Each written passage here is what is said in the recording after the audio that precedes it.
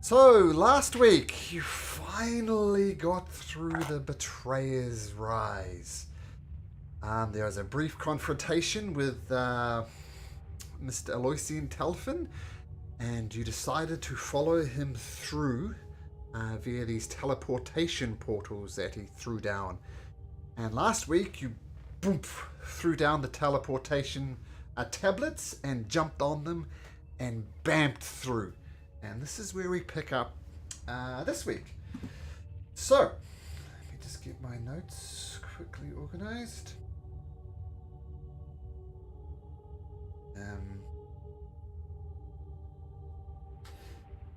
So, when you were inside Bazozan, the place was gloomy, the air chilly, and just a very, very depressing place where some of you went very close to dying. But now, the chill air and gloominess of Bazozan is instantly replaced by a dry heat and a brilliant blue sky. And you are standing on top of a rooftop overlooking a bazaar. Beneath your feet is a teleportation circle which the glow of magic is slowly subsiding. And Prolix Yusuf, who is with you, is welcome to Ankh Haral, where you guys are. Luminous of Bazozan replaced by the buzz of a busy city. Well, welcome to Ankh Haral, everybody. Unfortunately, I do not see Aloysian Telfin around. Maybe he teleported somewhere else, but, welcome. How does the city look like? Like the people here, are they elves? Are they mostly humans? A mixture. A mixture. The humans that you do see are... Well, the elves are typical elves. The commoners are much darker skin, probably due to the desert climate here.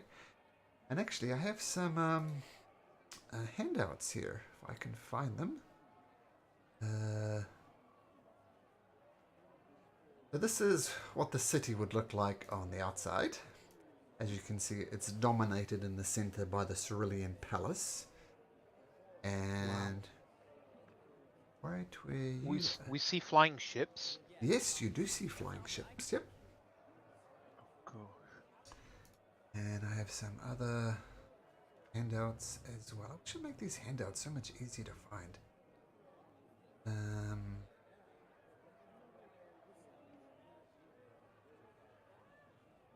Yep. So right now And I you're... guess this is the first time that all of us are here. I've never been anywhere else, really. Where exactly is Ankarel, Professor Prolix?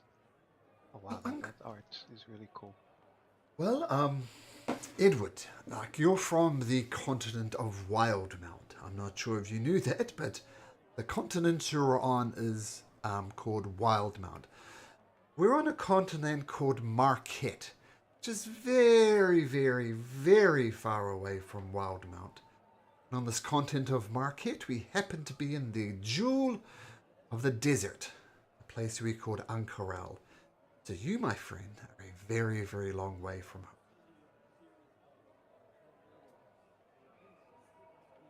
And do people still do bounty hunting here? I'll put it this way. If there's anything you could want or need or any type of employment you could possibly imagine, Ankh Haral is the place to do it on our market. It's by far our biggest city. And as you look around, Edward, it's just vast, right? It's huge, as it is indicated by the map. And in fact, this Suncart Bazaar is interesting as well. A lot of the streets, the buildings are kind of put on top of each other. There's walkways. It's very, very crowded, very, very busy. And, Right, yes. so obviously, change of plan. a change of plan? How so? Well, I was planning on becoming the greatest bounty hunter of Wildemount, but this is the biggest city around here, you say? If I become the Yes. greatest bounty hunter here, I'm certain to be the greatest bounty hunter in Marquette. So, I guess I just needed a fresh start. This is a fresh start. Um, And if this is the biggest city around here, I guess they've got the biggest hospital as well, the biggest knowledge around worldwide disease, I guess. well, yes. As you know, I work for the Allegiance of Oresight, and we do gather up knowledge. But I must say, if you're looking for knowledge and information, you simply cannot beat the Library of the Cobalt Soul. If there's information you need, Kimmick, there's information to be found there. One thing's for sure, Aloja, she's from around. We're not. She's in a turf. It's gonna be hard to find her if she doesn't want to be found. But we do know that she's looking for the same thing as us, right, guys? So I think the sooner we find it, better chance we have to beating her. If only we knew where to start, right? This Library of Knowledge would be a good place to find out anything we're looking for as well. I'm glad you guys can read. The library is completely useless to me. But I'll assist you. I'll protect you guys if any danger comes awry. Thanks, Edward. And yeah, I think we should then aim for the library, but still keep our eyes open if we spot them. But I think first things first, we need to find a place to call home. If we're gonna keep I'm sticking together, we need a base of operations. I'm more used to the wilderness, but I understand where a point is coming from. This city's just too big to just wander around. If any of us gets lost, that's the place you should go back. We need to find home, set base first. What would you say, Caspian? Sorry, you might be eating. Just finished. Realize. No, I think it's a good idea to start with to at least have a place to sleep tonight. Make sure that we are welcome somewhere. What time of day is it anyway? Because we're different continent. That's a good question. It is approaching evening. Well, getting darker anyway. Might be a bit teleport lagged, but well, let's get about it.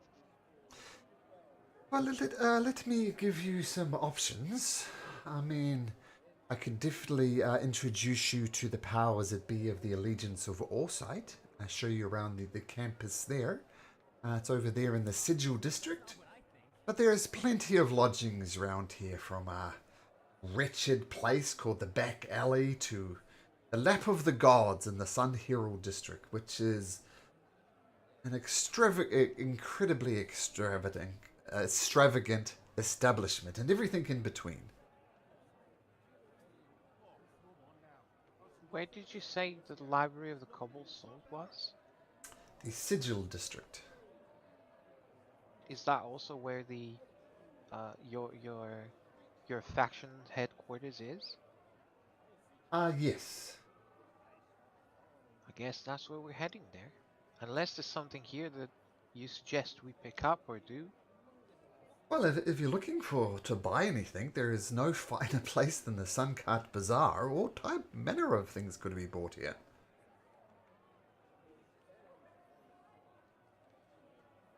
Ugh, I still haven't opened up my notes. I think the shopping can be done tomorrow. But Prolix, do you think your guild would have a bed for us, a place to sleep for tonight?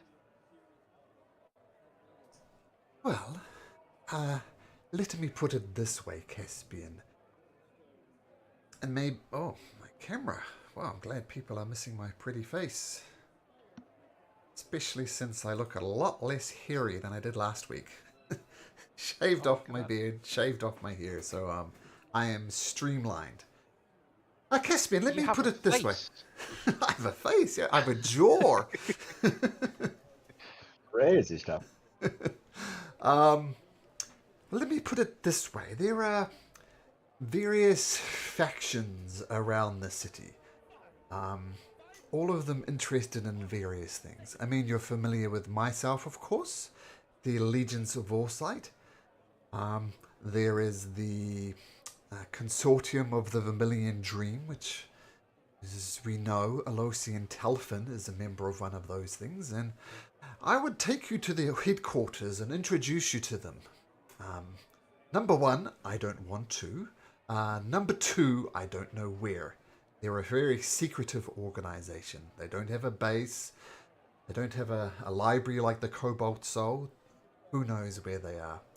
Then, of course, there's the Cobalt Soul itself. I think maybe a good way, the best way I've heard of describing the differences between the three main factions here is imagine you had a device that could literally level Uncorral the city. Just destroy everything. I think the consortium, the Vermilion Dream, would be find ways to use it to the best of their advantage. They would take that power and they would use it. Well, ourselves, the consortium of the Allegiance of Foresight, we would take such a device, hold it under lock and key, and study it, but by no means allow it to get out, and by no means allow it to be destroyed. So we would study it, while the Cobalt Soul would likely just destroy it. So use, study, destroy. I'm not sure where your thinking would be on those things, but that is a good way to describe the differences, the best way I know. But in a roundabout way, let me answer your question, Caspian, about lodgings at the Allegiance of Allside. If you're prepared to ally with us, we can certainly provide you with lodging. I'm sure there's various bits and pieces that they would have you required to do before you become full members of the Allegiance of Foresight. And of course, I'm a bit biased in this case. I would recommend you join up with me at the Allegiance of Foresight, but the choice is yours. Well, the city's massive and it's all brand new for all of us. I think before we commit to anyone, we're glad. I'm speaking for myself, but I'm glad to help if anything needs done as a payment for our lodging. I pretty much would like to find out what's more in the city before we join any side. Um, Officially, that is. We will take any help that we can get, Professor, especially to find the sunken city. Well, I um, agree. It's not good to rush these decisions. It's best to weigh all of our options and speak with as many people as possible. well, I can understand that. Of course, weighing up options is important. Um, if you're interested in joining the Vermilion Dream, well, I'm not sure how you'd go about that. Maybe if you started making inquiries, maybe they would then find you. But I'm more than happy for you to come with me to the premises of the Allegiance of Allside. And I'll ask to bring in some favors so you can just sleep there come other night. But at least you'll have be in somewhat safe situations. I'm more than happy to then take you and introduce you to the Cobalt Soul, and perhaps you can make your decisions from there. And as for the Vermilion Dream, well, you're on your own. Is that the faction Alosia belongs to? Yes, Alosia is with the consortium of the Vermilion Dream. Yes, we should also hear their side. As a bounty hunter, it's good to know your enemy better than your friends, and if perhaps just talking, it's not like she has done anything wrong. She's just looking for the same thing, right? Perhaps for the wrong reasons, but maybe they know more. Maybe they're willing to share. Maybe? I agree. It's impossible for someone to be wholly evil. Perhaps she has reasons for doing what she's doing. Yeah, But we could Professor, even be you're from sneaky. around here. What would you recommend us to eat? I'm starving. Well, to On answer that on top question, of what was said, we can be sneaky, and as soon as we find where this person is, we can be invisible, and try to listen as well to conversations. But I agree. Um, I am always keen to have a nice conversation first and see where it gets us. So, and talking about food, yes, please. my next question then: how much do you want to spend? Oh, did they take these? And I show the currency that we had in Waldemont. Well, the currency, you notice, is kind of stylized with um, symbols of Ankarel. I assume a lot of our UK residents and myself in Canada as well, all our currency is about to be updated with King Charles III on our Yeah, coins and notes. The UK Mint House already released the new coins. Oh, really? We haven't done that yet because King Charles is technically the King of Canada as well. But so, anyway, the coinage is minted in the Ankarel style, but a gold piece is a gold piece is a gold piece. It's literally made of gold, so the value remains the same. And Prolix says, oh yes, that's people might even find it a bit of a curiosity, coinage from a different place, but absolutely you could use it. As I said, I'm looking for something we wouldn't find there in Waldemount. Something local. Take us to a local place. I'll pay for it, Prolix, for being such a nice guy, even though I well, wasn't. thank you. Well, if it's not um, too expensive, I would like you to take to a place called the Step Aside, which is in the Circlet Walk. Maybe I'll give you a bit of a move tour. away from him. I move away from him. Oh, very droll, Edward.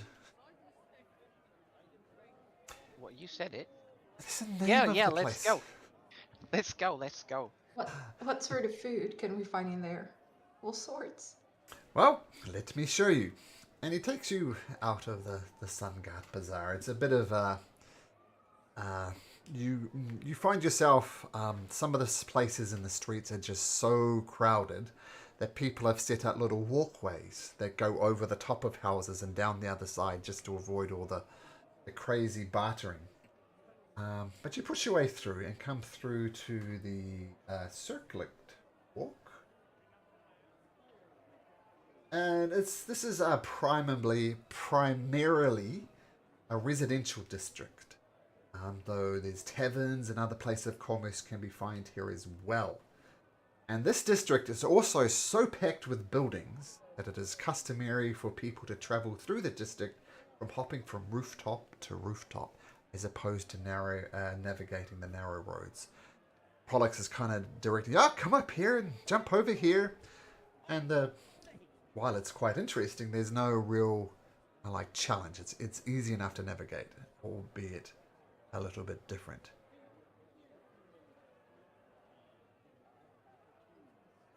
Okay, so Why would these people live in such small houses, all crammed up together?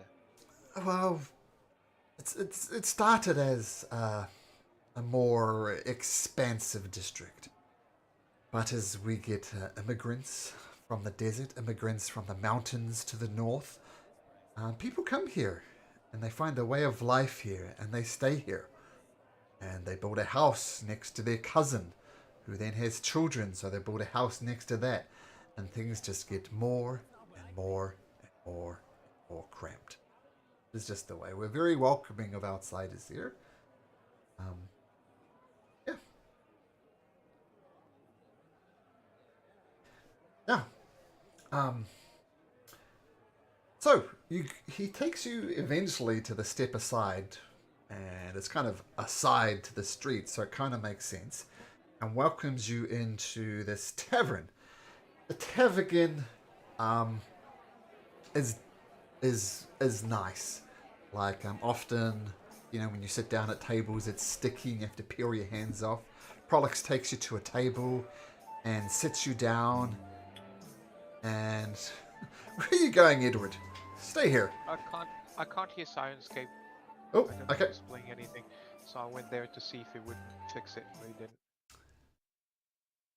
How's that? Is that better? I can hear it now. Yeah, thank you. Okay, cool. So yeah, Prolix takes you to a table, sits down. There's plenty of room for all of you. As I said, everything is not terribly sticky or anything. And Prolix says, well, welcome to the Step Aside. The signature dish for this place is a dish called halul, which is spelled this halul.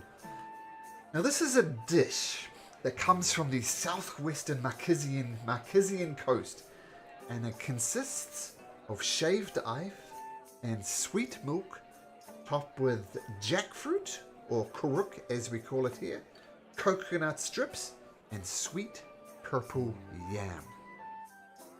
How does that sound? Yummy! When I lived in the Philippines for a few years, I often would have a dish called halo halo. And I'm pretty sure that the writers of this module have based this dish on the dish called halo halo in the Philippines, because shaved ice, sweet milk, jackfruit, coconut strips, sweet purple yam is very reminiscent of halo halo, I must say. Absolutely delicious. Would you mind sharing the description of the food so I put it on my notes? Sure. Edward is becoming a chef now. Is anyone in the group a chef, actually? Kamek has no idea of how to cook. I'll have me some of that, yes. That sounds delicious. Alright, Kalinao, over here please, good sir. And a human comes over. Very staunch looking man. Look. He looks as if he was much stronger in his youth, and he's still got that solid look about him. And he says, oh hello, Prolix. Welcome back to the Step Aside. What can I get for you and your friends? I think we'll have hello all around, please. Of course, no problem. We'll settle the bill at the end, but for how many there? 6 plus some. That'll be 7 gold pieces, and I'm sure you'll thoroughly enjoy these. He goes back to the bar and starts gathering the food. This place is buzzing. Well, it is buzzing. I mean, especially on a hot day like this, the halul is especially delicious. I have to ask, is this the first time for any of you in Ankaral? Have any of you been here before? Can't say so for myself. It is first time in a different continent. Oh, welcome, Caspian. Thalanil, you mentioned you knew this place that we're supposed to go.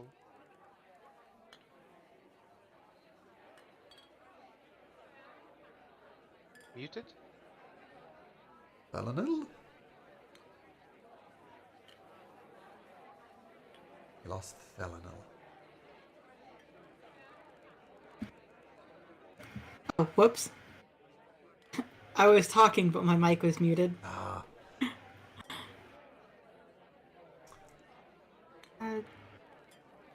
Yes, I was shown a vision of where I was supposed to go. It was some sunken ruins beneath a desert city. You don't know where to start looking, right? You just saw it on a vision, so you've never actually been here. Yeah, and like I said, it's been many years since I've been to the material plane here.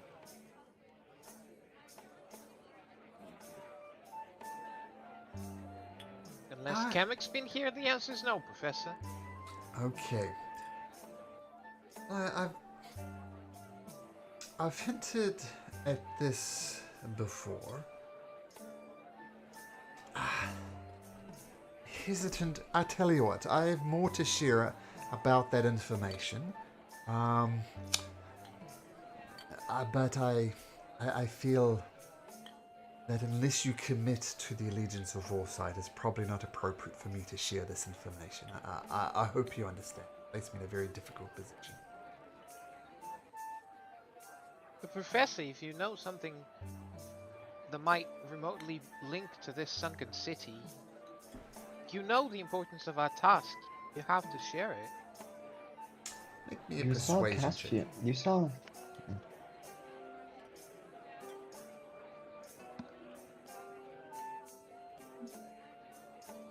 While he's making that persuasion check, what were you going to say, David? Oh, so You I'm saw sorry. the vision. No. I'm making a Sorry. persuasion check. Sorry. Yeah, there seems to be some Yes. sort of delay. I keep talking over someone. And I just try and say change the server for this. Make it better. Let's go with this. This. Oh. Hopefully this is less of a delay now. Hopefully. Go with this anyway. Can't hear you, Malcolm. Can't hear me? No, I can't. Oh, Oh. now I can. Okay. Don't know what happened. Might have been because I changed this the voice server for Discord. There might have been a bit of a delay.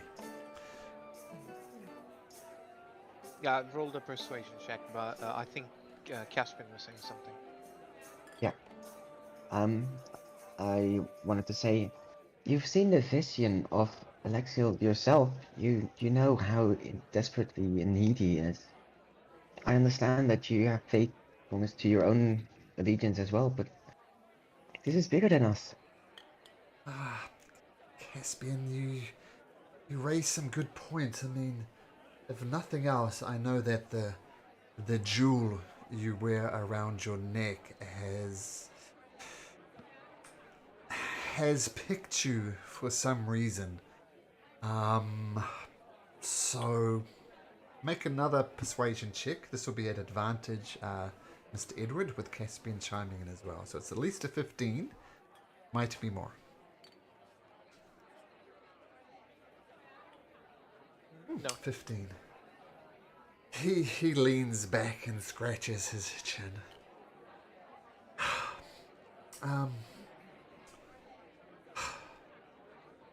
There is a place here which is of interest to everybody. Over in the Sigil District, if you see that little thing I'm pinging there that looks like a hole in the ground, there's a place called Calmaro. That is the only entrance that we know of that leads to an underground drowned city. At the moment, entrance into it is very, very restricted. The allegiance of Warsight could be said to overseeing entrance there. The guards there are funded by us. The person controlling entrance is controlled by us. And let me just say, do not attempt to go under there into the drowned city without strict permission from the allegiance. The way the process works is the gatekeeper, shall we say, show me some proof that you're required to enter. If no proof is coming, you will ask a second time. If still no proof is we're coming, the guards will attack. That is how serious the entrance is there. So I know some of you like to be sneaky. I would strongly recommend not trying to sneak up in there. This is great. That just means we just need to approach the Legion of All Sight and see how we can bargain for entry, right? A permit. It would be possible. I feel on a bind to say that the Cobalt Soul can grant access as well. But we are the gatekeepers, so to say. But we have a civil relationship with the Cobalt Soul. So if they powers that be vouch there for you, then you could enter there as well. The Vermilion Dream, once again, I can't comment on. They have all sorts of bits and pieces. And they have found a way to enter in there. They've managed to extract some artifacts and very interesting pieces. We're not sure how they've got their hands on it, but they have got their hands on it. So somehow they're getting access to the Drowned City as well. But once again, the simplest, most straightforward way would be to join me in the allegiance of Warside. Want to? Cobalt Soul? Now I'd recommend against the Vermilion Dream, though that option is presented before you. Well, I have to say that with everything Alicia has shown us, that I'm not very keen on approaching them. By the way, would you guys be okay if I quickly contacted Maggie, because I'm just worried about their group. I'm fine. Maybe- I'm also worried about them. They look bruised. Maybe just invite them over for a drink. Several of them looked very worse for wear. I think we can certainly meet up. Maybe I'm they also can kind help. of against the Vermilion Dream if it's true they've been stealing artifacts from my people. Alright. And I'll just send Maggie a message. And I'm gonna cast sending and gonna say, "Hey Maggie, how are you guys doing? We just arrived in Ankarel. Wanna grab a drink? We're at the Step Aside in Circlet Walk." Got 5 more words. I'm worried. Your friend Caspian. I'm worried your friend. I'm worried your friend Caspian. There we go, that works. Maggie replies for, "Oh, hi Caspian. We're okay. We're licking our wounds. Poor Irvin, he's just passed out. Seems the teleportation didn't serve him too well. He's very much beat up. We're just at the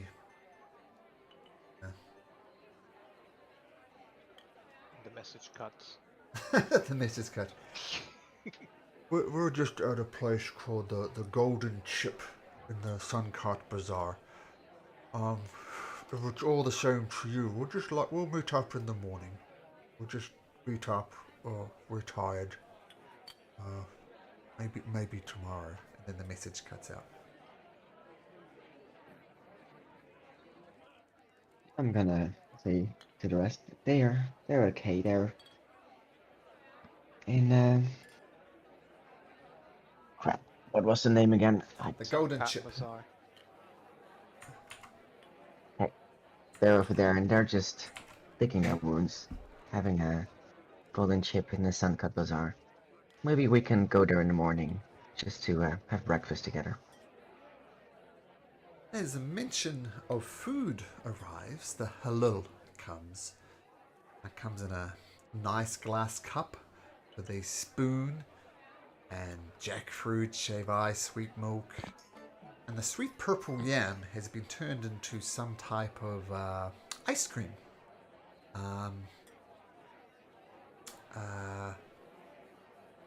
Which they call... Oh, I can't believe I'm forgetting this.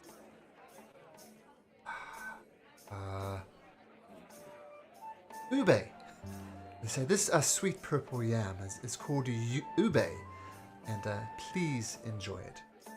And ube intend is what they gold call give- yam ice cream in the Philippines, so I'm calling it ube here too. I give 10 golds, 10 gold pieces to the guy. He said he was 7, right? Oh, Thanks very much. That looks awesome. thank you very much. Enjoy.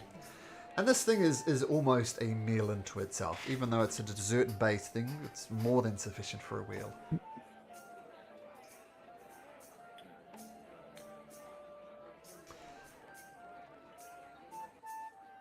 It's delicious. Yeah, I just start eating, devouring. I'm ravenous. You see Kamek devouring the food in a single,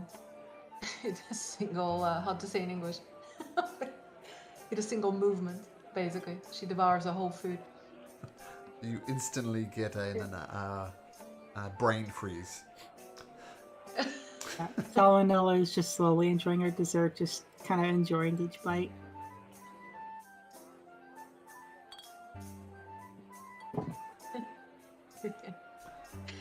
Yeah, Kamek is suffering right now. I'm eating with my hands. Don't even use cutlery. Just start shoving food in my mouth. It's very, very messy. But enjoying it. How is Caspian enjoying his halal? Your hands are very, very cold. You get hand freeze. Caspian is probably very delicately eating it a bit, and then halfway through he's like, I've had enough, and then just pushes it over to Edward, like, here, enjoy some more. Yeah, I summon Alexander that grabs the bowl and shove it up in my mouth as well. Yeah. I use my puppets to help me eat. As I My said, head hurts.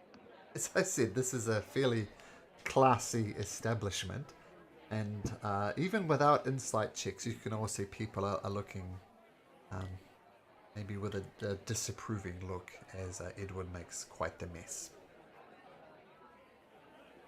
If I see people start looking at me, I get down off the table, wipe my mouth with my sleeves, try and find cutlery, and start trying to eat like proper people. Does Edward know how to use cutlery and eat like proper people? He does. Yeah. Caspian's probably just gonna drop a prestidigitation just to clean you up a little bit and to mess around it, and Very good. don't mind them. Just enjoy. They're just jealous of how much you enjoy the food. The food's so good. I want to be able to come back. That's my issue. I don't want to be prohibited of trying this again. That's understandable. Don't worry about it. And just eat a bit slower. That's also a way to enjoy it even more, you know? I burp very loudly. Oh dear, Come. that went straight down there. Found a pocket of air. Yeah, that's what you get when you eat that way.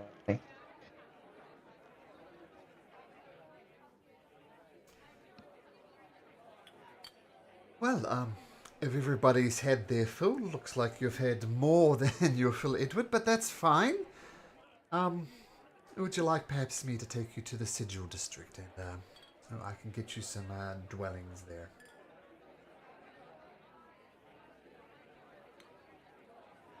I'm done here for the night. I could sleep anywhere now. Very good. Well, I'm If okay you- as well. if you follow me, and it leads you once again jumping from house to house almost. And when you get to the Sigil District, for some reason they didn't do art for the circlet walk, but this is what the Sigil District looks like. The Sigil We also District. arrive at night. Yep. Conveniently, it's nighttime, so the art kind of works. It's one of the smaller districts in Ankarel, but it's also one of the busiest. People come across the city almost every day to study the various centers' halls of learning. From basic skills and trades, like how to be a blacksmith or a tradesman, for example, to esoteric arcane ideals and various other intellectual pursuits. So if you want training, if you want knowledge, you come to the Sigil District. And um, and he takes you to a place inside of the district, to a place called the Crystal Chateau, which is, he says, well, here it is. Here is the headquarters of the Allegiance of Orsight. This is the Crystal Chateau.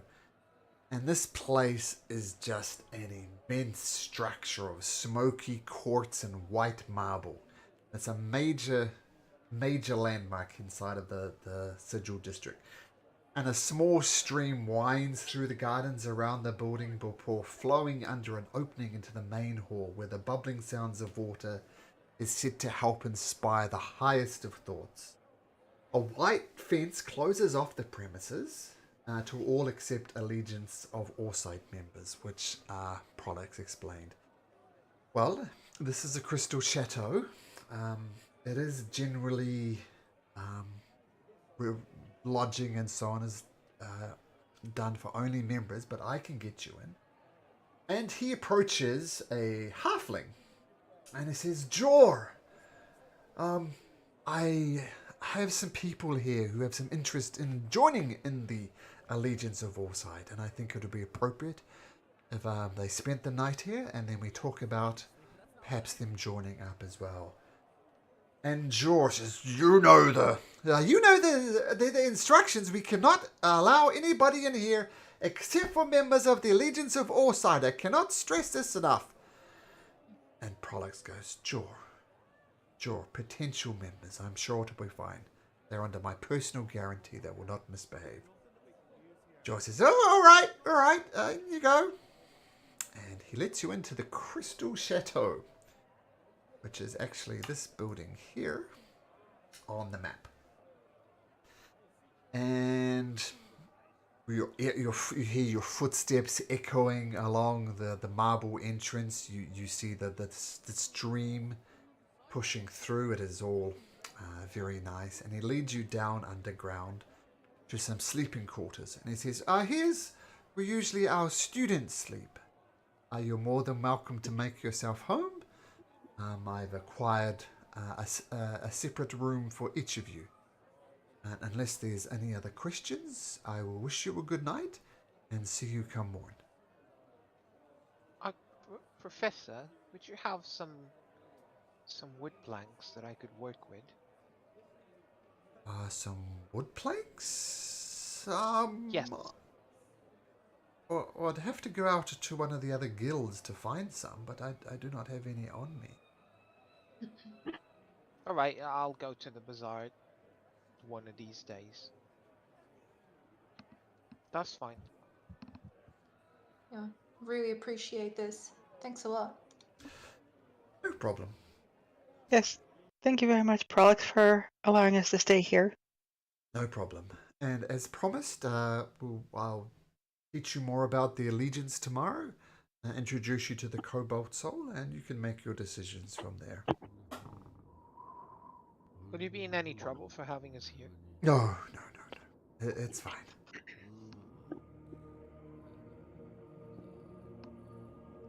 Guess it's good night then. I jump night. onto the bed. Good night, everyone. Good night, guys. If there's anything Have a good night. If there's anything you want to do during the evening, let me know. Otherwise, we can just fast forward to the morning. The only thing that Kamak would do is, without going too far, is to seek any knowledge of the disease, if there is like a sort of local shop around here, rather than going to the library. Most things would have closed down by now, but you're more than welcome to pursue that in the morning. Yeah, would love to, yeah. We have windows to outside. Oh no, this is underground. You do not see outside. Okay. I guess Edwin would struggle to fall asleep. Would go to the gardens that you mentioned, used to get high thoughts, get inspiration. Grab the puppet that resembles his mum, Mhm. or how he thinks his mom looked like. He's gonna make her move and pat his face. Mom, far from home now. Happy you're here. The stars are all different. I've got good friends, don't worry. They'll take care of me. I mean, yeah, I'll take care of them. And I just look at the stars with the puppet of my mom sitting right next to me.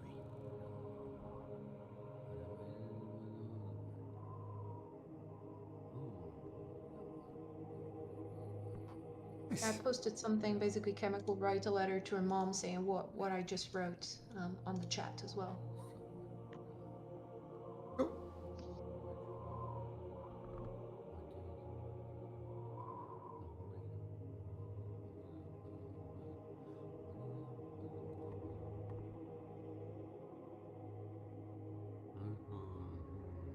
Okay. Eventually, morning comes, sleep coming to some of you more than others. And Prolix meets you come morning. Finish your morning routine. Grab a bit of breakfast, not a student type breakfast, but provided, for now anyway, free. Thanks to Prolix's help. And just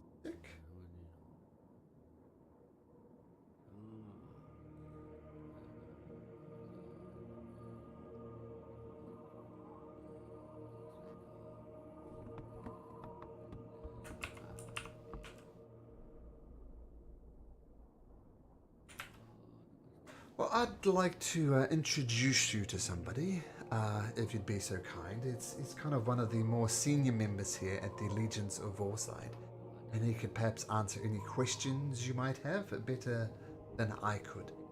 And he leads you once again through the Crystal Chateau.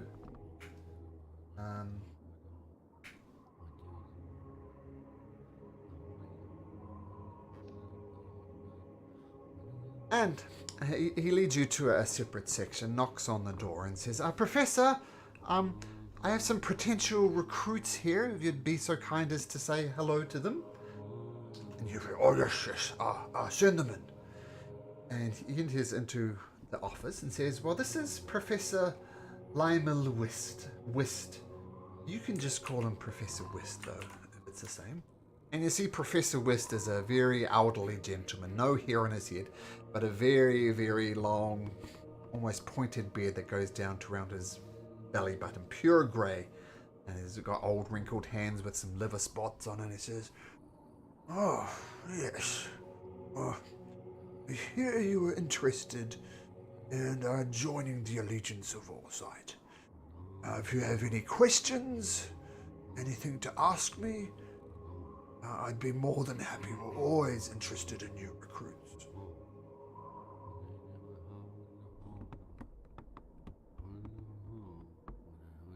Well, we are kind of interested, but we're also not entirely convinced yet, because... Oh boy, how are we going to explain this?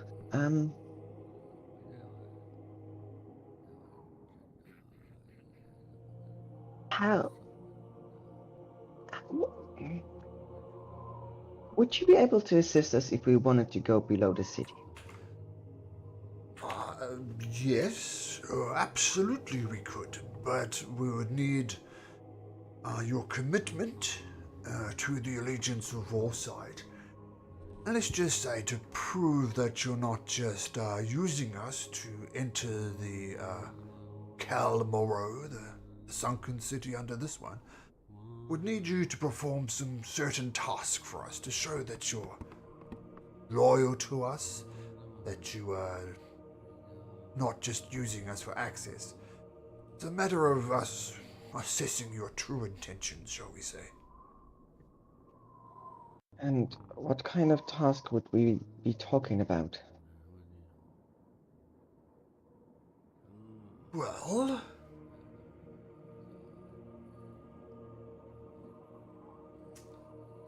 We have one, shall we say, minor task we'd like you to help with. Let's just say there's an object that we need retrieving. It won't be too difficult, but we'd need you to do that for us, and probably a couple of other things after that as well. Well, I'm loyal to Coralon, but I don't mind helping everyone here. Well, first thing is, however, retrieving an object is a rather vague description and could also be stealing an object. What type of object? Why? No, not stealing. So, do you sure you trust these people, Prolix? And Prolix says, yeah, we've been through many things together.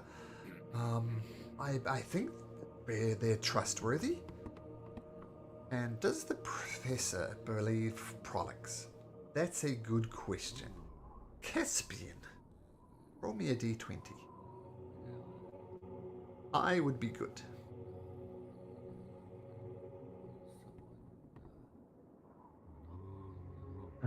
Out. Oh.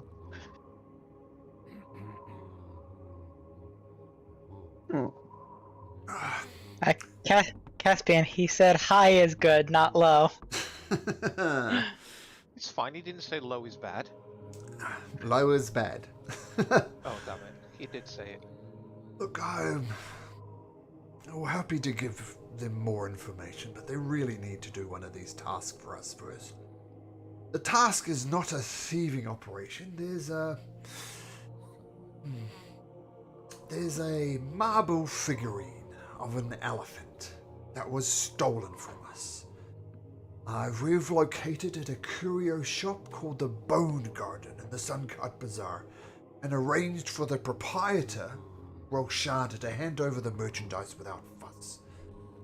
Simply bring the figurine to the gatekeeper Rashid, the Crystal Chateau, and your task is complete.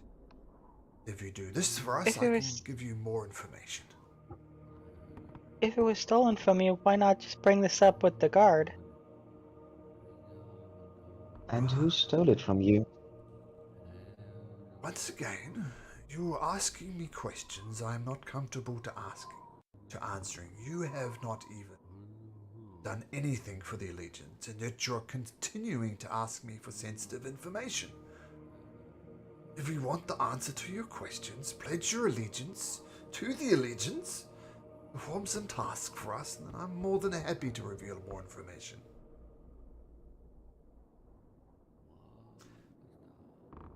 Can I make an insight check to try to determine how shady this job is? Like, is it above board, or is this like a bit more shady dealings? Yeah, can I try to insight that as well?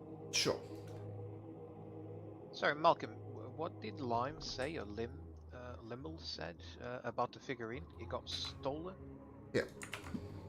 Put that, and you can copy that into your notes. Caspian 25, you get a cheer for that. I think Amber was inciting as well. See if you can match up with Caspian. Oh, there you go. I think it came through. Not nearly as good. So what were you inciting exactly, Caspian? You're inciting... Oh, if this job is...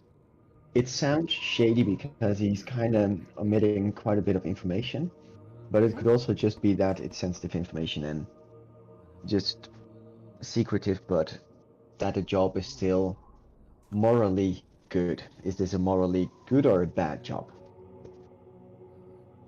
In his eyes. In his eyes, yes, that's a good...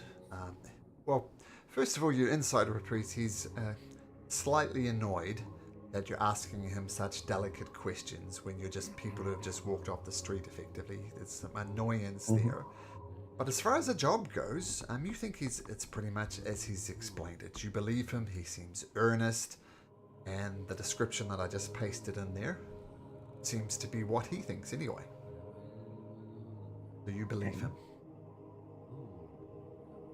Well, I think that'd be okay to do, don't you guys?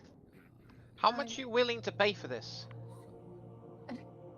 Can I say something as well, guys? Sure. Basically, Kamek turns to this guy and says, "Listen, we can help you after, we can help you in many different ways, but to swear allegiance at this point, you have no idea how much the world just needs us right now. We just need access to that underground. We really need it. It's very important for everyone, to everyone's interest. We promise that we will help you in other ways, but we cannot just promise you right now that we will swear allegiance, because we swear allegiance to each other as friends right now. We need to know more about you guys as well." And Kamek feels very inspired when saying this. Yeah, and Dalina will just be nodding to along with Kamek and just add on. Yes, it's of utmost importance that we get down to those ruins underneath the city. We don't need anything down there. There's just people down there that are in dire need of our assistance. We don't mind helping you with some tasks that you might have for us, but it's a bit too much to ask for our unquestionable allegiance to you at this moment, when there's people that are in drastic need of assistance whose lives might be in danger. Look, I understand what you're saying. I can't emphasize this again. You're people who I don't know. You have people who have not thrown their weight behind the allegiance of Foresight, and you're asking me to access to the drowned city when I hardly know you. Let's just say the sunken city is politically charged at the moment.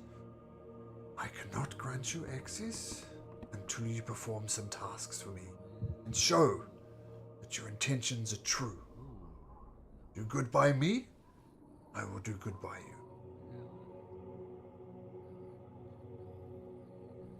Look, hello, Edward here, down here. You said this got stolen, right? Am I right in assuming that whoever stole it is not going to be willingly giving us this elephant figurine? Well, we're still looking for the person who stole it.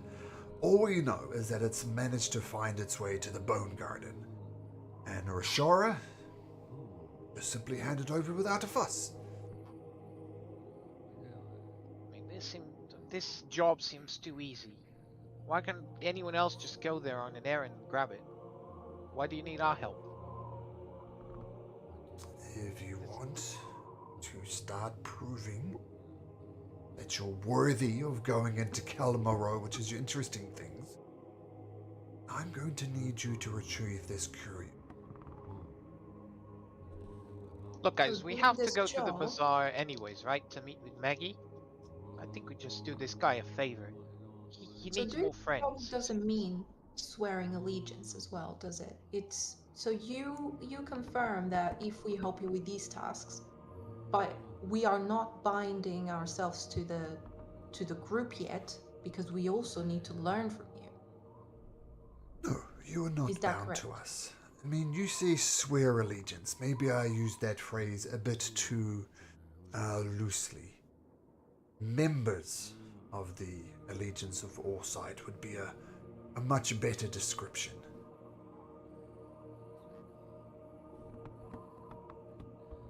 And do this task, do not do this task. But if you want to start becoming members of the Allegiance of Foresight, well, let's just say we screen future members of our group with simple tasks. If they can perform simple tasks adequately, well, give them more complicated tasks to prove their allegiance. But if you're too lazy, if you can't be bothered retrieving this item for me, then I wish you a good Edward takes that as an insult. It's not about Look being here, lazy, sir. sir. I'll not only bring that figurine, but I'll bring that figurine so fast you won't even have time to scratch your ass. Let's go, guys. Even and yeah, Chemicals looks at everyone, shrugs, and says, "If even divine inspiration doesn't help me right now, it seems like we cannot break through this man's mind. So let's just help him." Okay. This guy needs friends. He needs to go out more often. I'm standing right here, and I have plenty of friends. Inside check. Okay, sure. Insight check.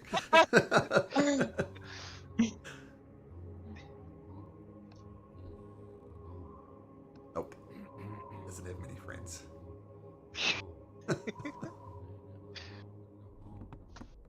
I'm on my way. I don't even know where I'm going, but Edward is like, I'm gonna show that guy he's the lazy bones here. Are the rest of you leaving with him? Yeah, let's do Complaining. this job. Professor, we'll Yeah. be back, and we also need to meet with a cobbled soul. Prolix. Oh, just come back when you're done. I'll introduce you to the Cobalt Soul as you're leaving and rushing out. Okay, so you head out onto the streets of the busy city. It's fairly easy to navigate the city, and you eventually head back to the Suncut Bazaar. Now you know Maggie and friends are staying here at the Golden Chip. Would you like to visit Maggie or go straight to the Bone Garden? I wanna visit them. Just the entire group. Okay. So you make your way to the Golden Chip, and the Golden Chip is nice. It's not nearly as nice as the place you're just at. And off in a corner you see Maggie, Io, and all the rest of them enjoying a beer. And actually, I have some updated art for all of them. Let me share that with you.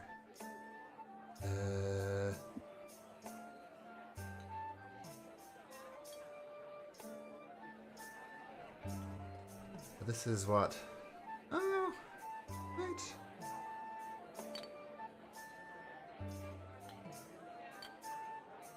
That's weird, they got this cool art, but they don't...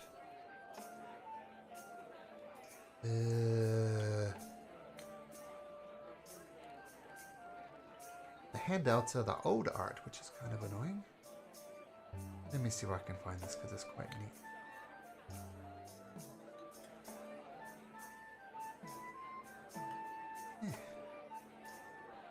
Just a second.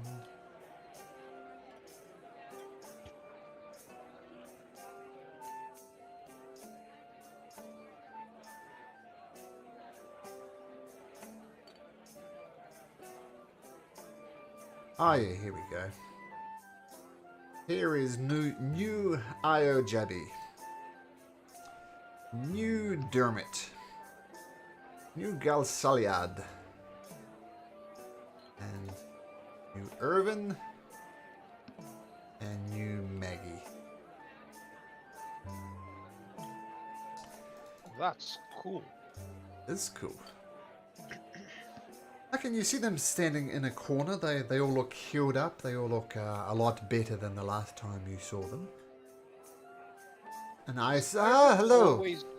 Sorry, was Irvin always with an iron arm? With a what, sorry? An arm made of iron?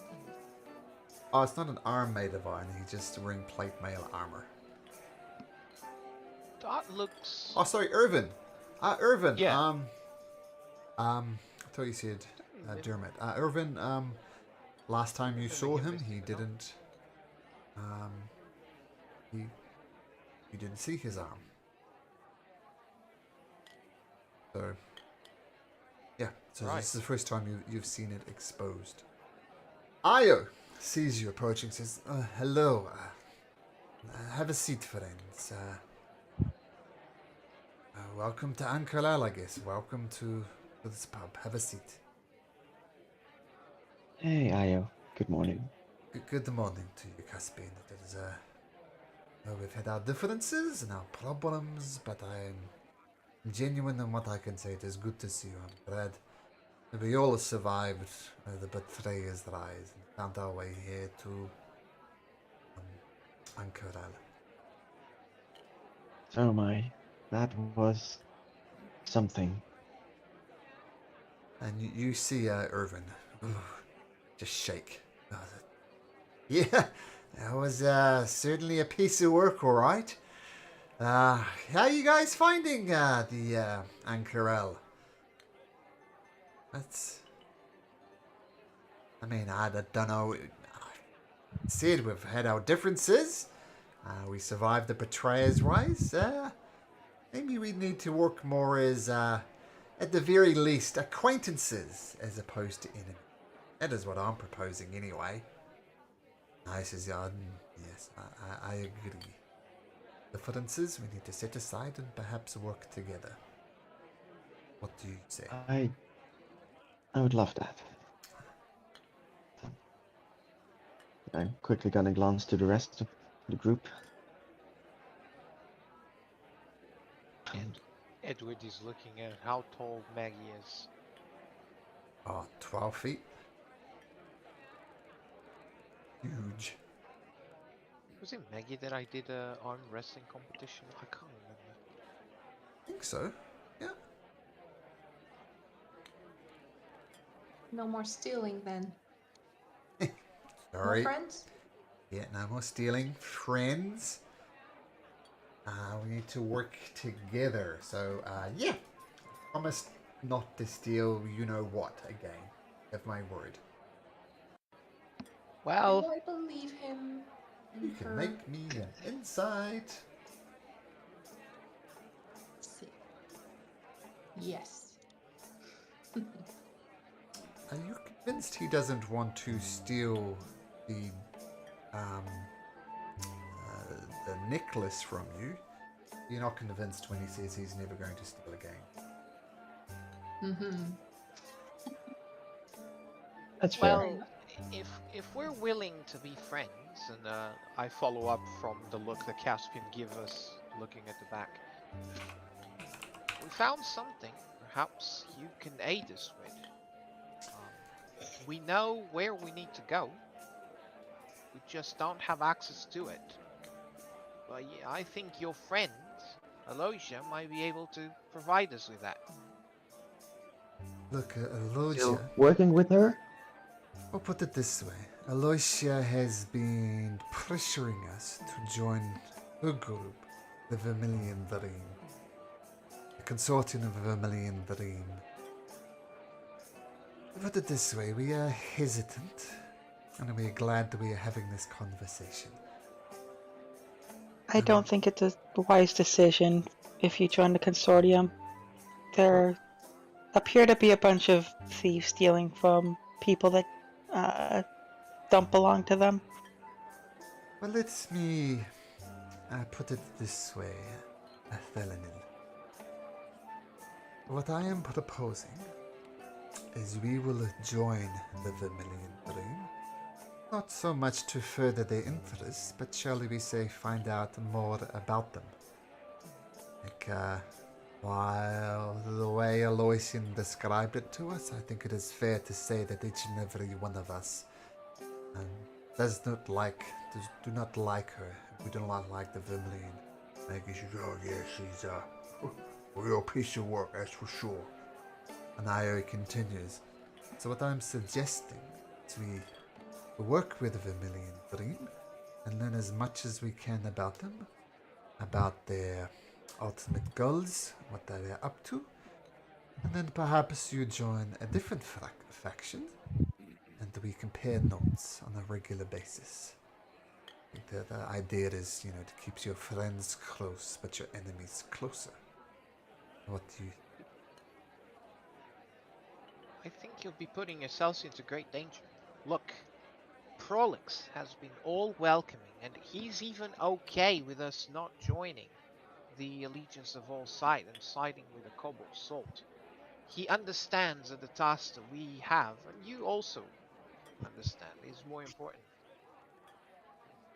I have to side with um, Thalanil here. I think the Vermilion Dream is too dangerous to be allowed access to the powers underneath the city, whatever is there. Um, would you be okay? You'd be effectively spying. I don't think they'll be very welcoming if they find out you're sharing notes with us. Well, we'll have to be subtle in our dealings then. If it's about comparing different faction notes, perhaps you could join the Cobalt Soul. That is an interesting idea. Both of them seem to have a wide wealth of knowledge that we could compare as well. Well, that is an interesting idea. I think it'd be best if we joined a different organization, shall we say?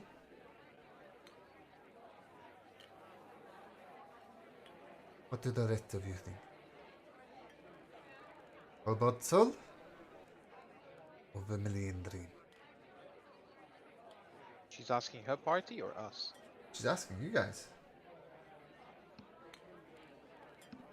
Ah, Well, I have to say that I think you're gonna learn more at the Vermilion Dream, but Cobalt Soul is probably gonna be a lot safer, and I would not want you to put yourself in too much danger. That's too much to ask of you. So you're suggesting the Cobalt Soul? That is my suggestion, but I'm not sure how the rest thinks about it.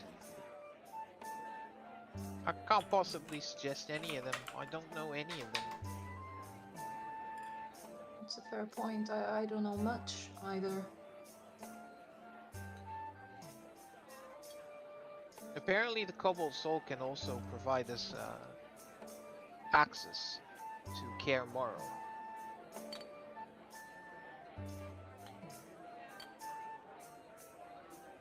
What else do we know about these two?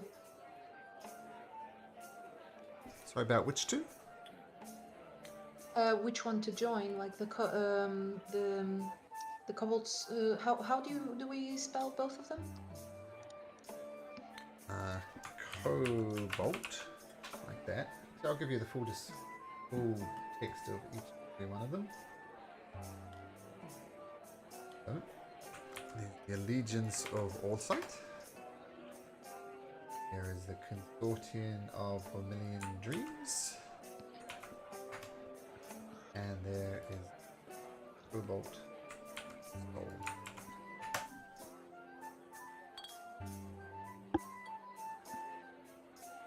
I spelled Cobalt What else wrong do we myself. know about the Cobalt Soul and the Allegiance and the Consortium? What do we know about? The Cobalt Soul. Well, the Allegiance. So some of you would know from Wildmount, living in Wildmount anyway, your Cobalt Soul has a presence there, while the other two do not. What you know about Cobalt Soul is they're acquirers of knowledge. They have the greatest library across Exandria, and if you're looking for information anywhere, it's going to be in the Cobalt Soul. They tend to record knowledge, but tend to destroy that which they think is dangerous. Which is kind of like how I tried to describe it before, how, a nuclear bomb type of thing. Vermilion Dream would try and use it. The Allegiance of Allsight would put it away, locked up, so no one could use it. And when the Cobalt Soul would probably destroy it.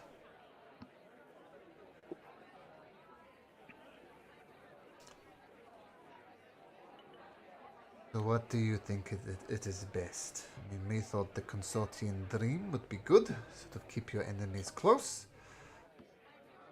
But the Cobalt Soul, maybe we'll learn something there. What do you think, Caspian? I also put in chat if people wanted to vote as well.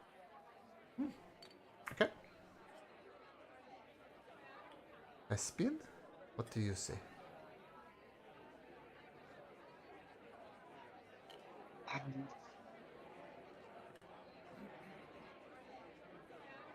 I I hate to say this, but I think that you're right with the Vermilion Dream. Vermilion Dream? Testing? Edward.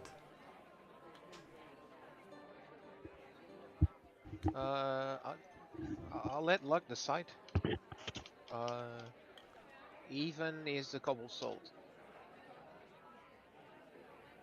It's Oh, odd. It's the Vermilion Dream. the Vermilion Dream. Interesting. Chemic. Hmm. Cobalt soul, I guess. And Amber? I think Edward, with that, what he would say is, look, you guys are already one step into the Vermilion Dream. That You'd is have true. to start fresh with the Cobalt Soul. Um, maybe just stick to the bad that you know, rather than what you don't know. Um, That is a good point, Edward. I'm interested in your thoughts as well, Amber. Thalano. Oh, sorry, Thelanol. Sorry, Amber. I thought you were a druid who summoned the animals. I don't know how I got that confused. Thelanol. I feel like that might be a previous life I lived.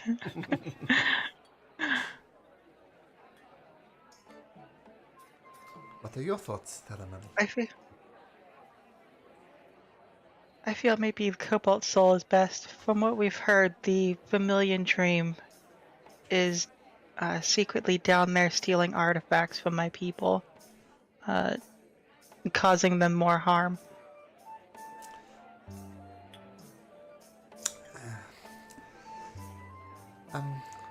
Would you mind giving us a few moments to discuss this between ourselves? I think we do not value your input, but that is all it is, input. If you'd give us a few moments, please.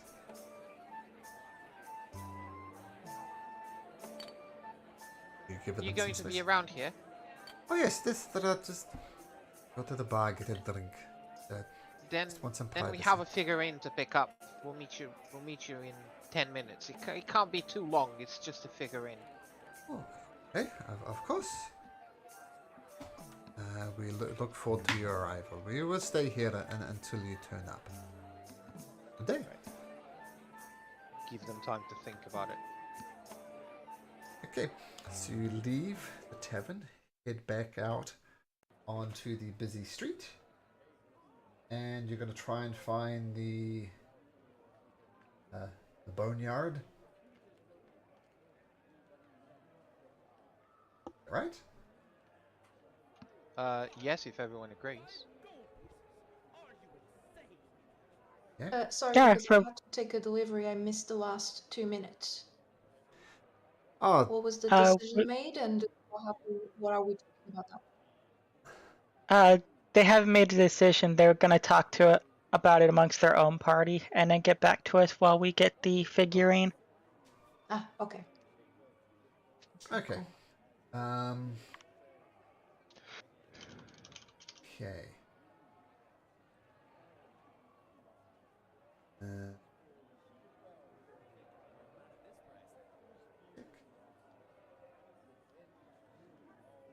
Okay, so you head out into the Sangat Bazaar.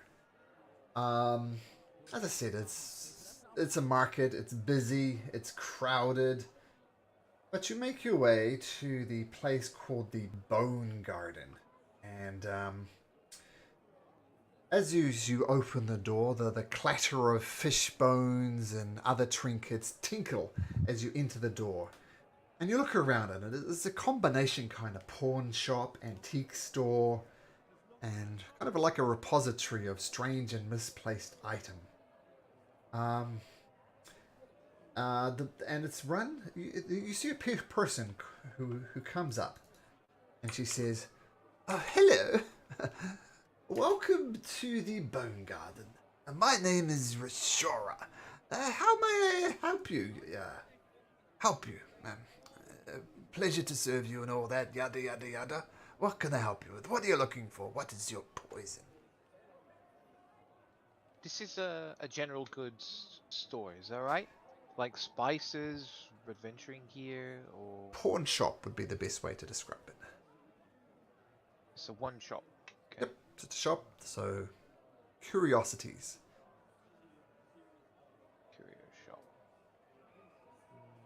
Yeah, I'm not approaching the proprietor. I'm just gonna have a wander, see if anything's uh, is of interest. Sure. But whoever Roshana was talking, Rarosha, sorry. Hey. So, who's first? What would you like? I have this cat. It's covered in spectacular beads. Perfect for any cat lover. Just 3 gold pieces.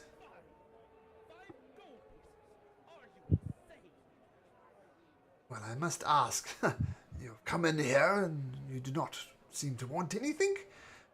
But just let me know if you need or want anything. She wanders away to go about We shopping. were Oh, yes. we were sent here to pick up a marble figurine of an elephant. Oh, of course. Why didn't you say so? Ask me. Tell me. Who sent you, young lady? Uh, an elderly gentleman by the name of player's forgetting what his name was, but she'd probably tell him what his name was. Lilm. I don't know how to say his name. Limmel? Limmel Wist? Yeah, Limmel Wist. Here it is again there for you, Amber. Yes, so who sent you? Professor Limmelwest. Oh, yes. You're members of the Allegiance, I assume? Not officially yet. We're trying to get there. Oh, that's okay. No problem. And she goes into towards the back of the shop, and she comes out with a very small elephant, with a box, and she opens the box and says, "This is the figurine I believe he is looking for." Kimmick, can you make me a perception check, please?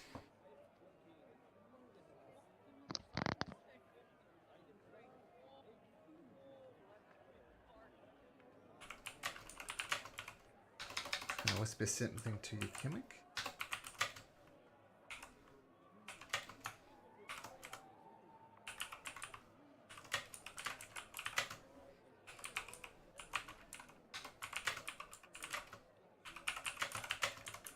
The anticipation is killing me.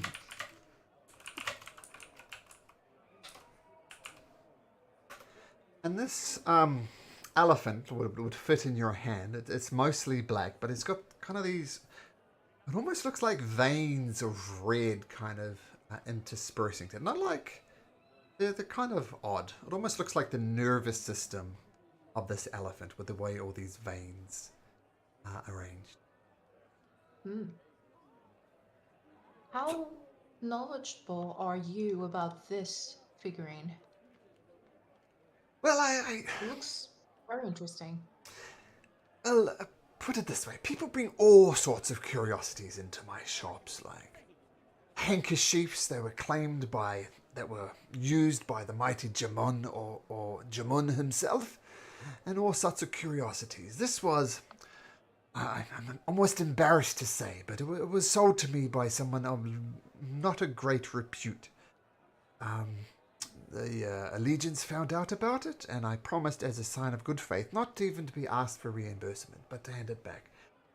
But I know it has something odd about it. I mean, I'm hesitant to even handle it, to be honest. But if you want a closer look... A name? Well, when people sell you goods, people often want their privacy respected, shall we say. So no questions asked, I'm afraid. I understand. But yeah, it does look odd. Would you feel free to have a closer look? I did handle it briefly, but a little uncomfortable, all things considered. And Kamek looks at the party and kind of with her eyes. She kind of tries to see from the party if they understand the same as she's understanding.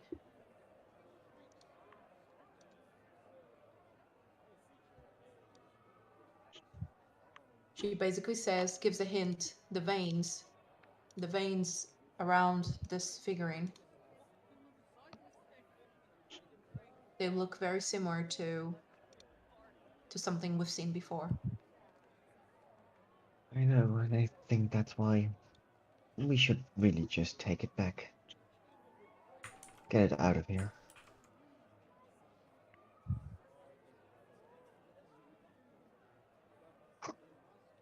Do we want to chop it in one of our backpacks real quick? Can we take the box? Of course, of course.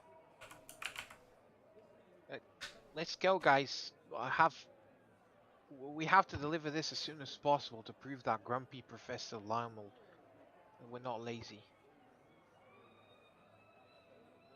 Okay, But Just one first, question, keep the please, box. and thank you. Like, who else? Who would you recommend someone to go to ask some questions about this? About the elephant? Yeah. Oh, hey, babe. I guess go talk to the Professor Wist, I guess, at the Legions of Foresight. I mean, he's the one who's interested in it. Talk to him. Yep. Perhaps if we bring it back to him, it'll prove ourselves enough to him that he can share some more information with us. I hope so. All right. Well, thank you so much. That's in like a shoebox. You just keep it in the shoebox? Yep. Edward. Probably gonna. Edward, you were looking around trying to find something? Yeah, when they were talking, I wasn't paying much attention until the end. Yeah. Sure. So, yeah, make me an investigation check. Yeah, let's see what else they have in here. Yeah. Roll me a D100. Oh dear. 51. You do find something that, Wow. Middle of the road. middle of the road.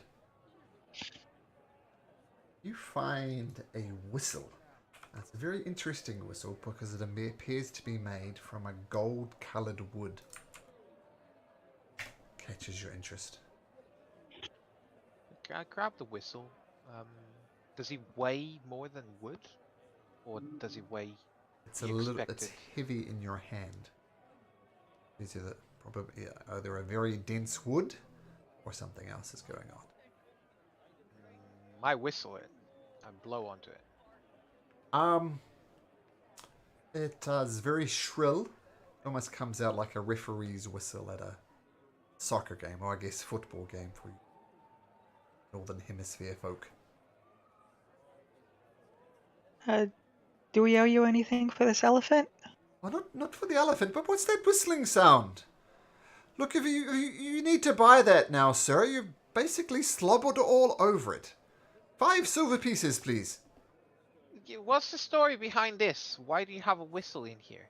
'Cause people like to whistle. I really must insist. All right. 5 silver pieces.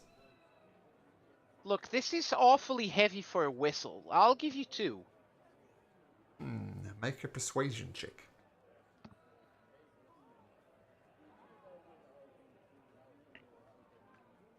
I'll do 4 silver pieces.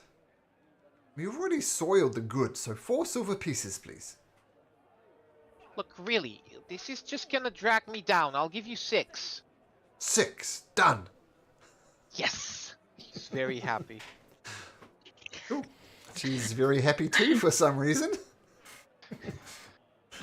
Alright, so... bargain, guys! And Edward's gonna be looking at his whistle the whole time. Absolute bargain, guys. You never get lost from me.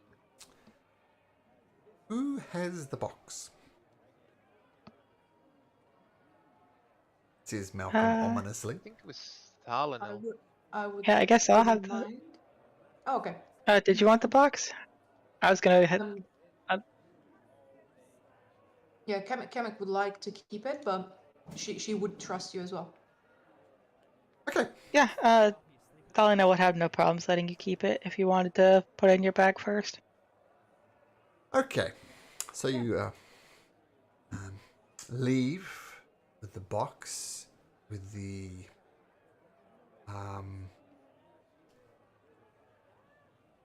Alright, just getting something ready here. Uh-oh. The box. Box of Pandora. The box explodes.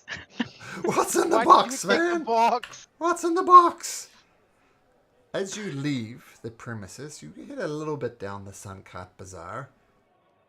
Then the box starts to shake in your hand, Kimmick. As if something is moving inside of it. What do you do, Kimmick? Oh my god, guys! Oh my god! Oh my god! The box is moving. Can someone please help me identify some magic in this? Do you have the box in your hands? I do. Right. I summon Alexander and tell, give the box to him, Okay, Kamek gives the box to Alexander. The and box make is him now fly shaking. up 30 feet. It's shaking quite violently. Don't you And explode, guys! And I and move Alexander up. roll me a d20, if you'd be so kind, Mr. Dinky Edward. Natural 20. Wow. Nice. That's either really good or really bad. Yeah. The elephant in the box goes up 30 feet in the air with Alexandra. Then the box explodes in his hand, and Oh, a damn it. life-sized elephant emerges, immediately starts falling towards you. Now, if everybody please make me a dexterity saving throw. Damn it, there's falling elements. Can I use vortex warp on the elephant? Vortex warp, Well, throw it up 90 Charlie. feet up in the air. This is how we're gonna do it. Here is something I prepared earlier. It didn't happen Oh quite gosh, it's huge!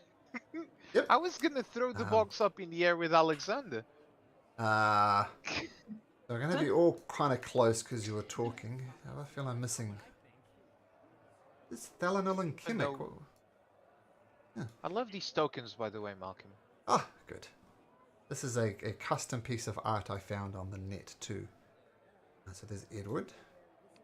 It's Alexandra. Sorry, I didn't mean to roll twice. That's right. Yeah, this guy's up in the air. He's in trouble. Caspian. Yeah, I like these tokens too. Like, look at this guy here. This green type of guy. I stole these from somewhere and I can choose what they look like. A Oh, they're like multi-sided token. multi-sided token. They're really cool. Are these humanoids or just animals? No, Like- they're cat humans. I forgot. They're Tabaxi. Tabaxi. Tabaxi. Oh, that's that's cool. That'll be my next character then. Okay, so the elephant, which Cat. as you see is huge. Tabaxi are like cat people from Skyrim. Mm-hmm. Oh, nice. Mm-hmm. it. You can be a hippopotamus now. GIF. I don't know how to call them Gith. in Spelljammer. GIF. The GIF are orcs. GIF.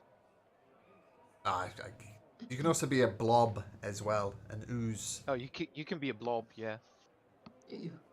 I would stick with a cat or a turtle. this is great. So, Oh. can I use the vortex warp to Well, this kind of is- move the elephant to Well, a safe place? now, first of Dexterity all, saving. everybody make me a dexterity save. And then we're going to answer that question. Unless you roll really badly for initiative. Am I Good. doing Roll for initiative. If We we don't were have all a- close, Sorry. So both. if we were all close together, if we were all close together, you guys would have a +5 to your dex save. Ah. Oh, that's 21 then. Well, well, the way I've laid it out, I think only Kimmick would get that. Oh gosh. Yeah, the way it is on the map, only Kamek is, but if we were closer to than that, Oh, yeah. because No, presumably yeah. we're all walking together. I'll say, actually, you're all walking together this way. Edward, you can be over here. And everybody can get that plus to their saving throw. Okay, so Dex saving throw. Chemic 8. Plus what? Thalador? Plus. It's a +5 to whatever you get on your deck save. So 23. No, been 2 natural ones on not so initiative. good. What's going on? It's okay, I nat 1'd on my deck save. 3 natural ones. And then I made it up with a nat 20 on my initiative. You're gonna be stomped to death, but at least you're gonna do it fast. Yeah. So you're trying to Chemic Vortex Warp it so it lands safely on the ground away from your friends. Is that right? Yeah. Does it get a Correct. save? It doesn't want to. If it's unwilling, right? If it's unwilling to Yeah. move. If it is willing, yeah, I guess. Let me display. Oh. The target must succeed, but they can choose to fail. Okay. Well, I'm just going to make a con save anyway, just to see. It can't save on an elephant. I can't believe there's an elephant. About to fall on us. Only in D&D will an elephant fall from the sky onto you. Does he have the red Emerge from a tendrils? box. Does he have the red tendrils like the Seems artwork like shows? it does. Does. Yep. That's interesting. That is, What that kind is of a thing elephant chemicals is like this? it. Well, he's Dumbo. Dumbo? Dumbo. Its ears are way too small to be Dumbo. I didn't show you the art for It's this. a Did red I show you the art? No, just the token, which is massive. Yeah. It's kind of triggering me. It's so big. Oh, wow. It's It fine, does don't worry have an about art. it. Right, yeah. Okay, so the elephant failed its saving throw. It's not Poor sure. potato. So it doesn't matter then. Where are you teleporting it to? Just right I'm back. going to teleport like to an empty space without anyone else, so it wouldn't destroy or kill anyone. Yeah. Okay, so it lands with a. What does it land? It just gets instantly teleported there. It looks very, very confused.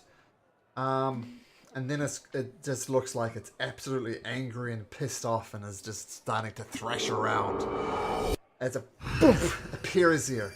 What do you do? So forget about the dexterity saving throws. Thelanil will save the day. Thelanil. Oh no, sorry, Chemic saved the day. That was Thelanil. Yeah, Thelanil, what would you like to do?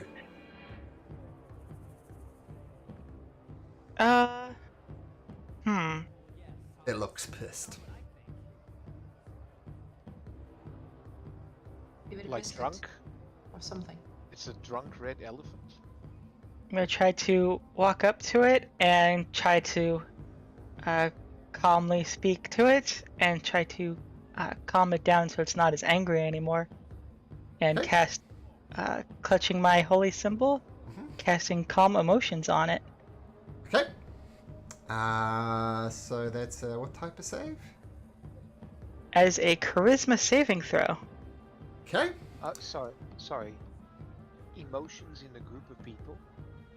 And I think calm emotions only works on humanoids. Does. Yeah. Sorry. Eleanor would I know probably her spells better Yeah. than you do, so feel free to do something else. Good I idea. hate Oh yeah, it is a group of each humanoid. Yeah, darn it. I If they're hate not a that. One of these days, Yeah. one of these days, that spell will be useful.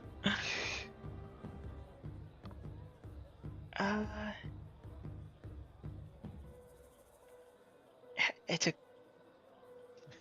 It'd be not a great if you humanoid. still caster and everyone around is very calm. Everybody's calm while there's an elephant rampaging. The whole street suddenly, yeah, that's fine, yeah, I guess. It's fine, I'm used to this. Oh, I can do this though.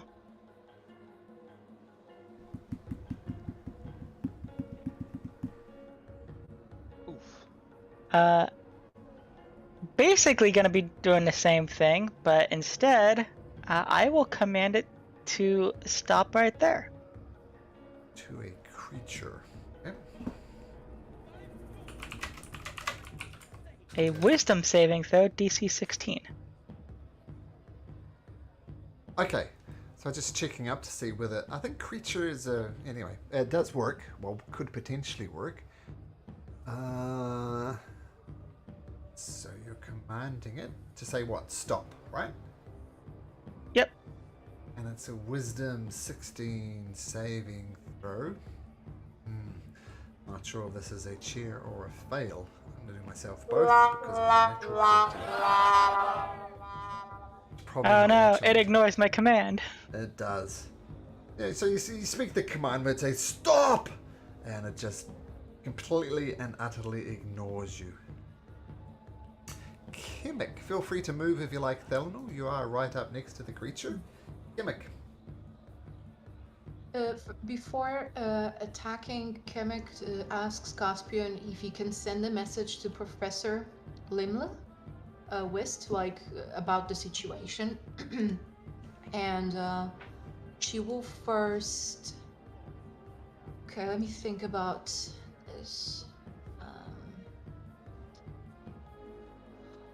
I will cast a minor illusion to also try to calm down the elephant. Okay. I'm thinking about the shape or the sound of this illusion. So, what is the sound that the elephants are more?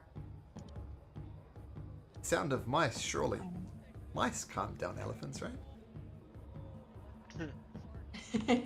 Yeah, just make a minor illusion of a tiny mouse under its feet. Do you really want me to do that? I can try. I can do it. I mean, the joke is, of course, elephants are deadly afraid of mice. Well, according to Disney, anyway. I'm not sure if I'd be scared of a mouse if I was an elephant.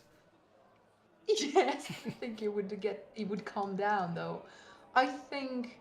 Okay, I will cast a minor illusion of a very soothing voice, just basically saying, whispering like, "Calm down, shush, it's all good." But the most calming tone you can think of.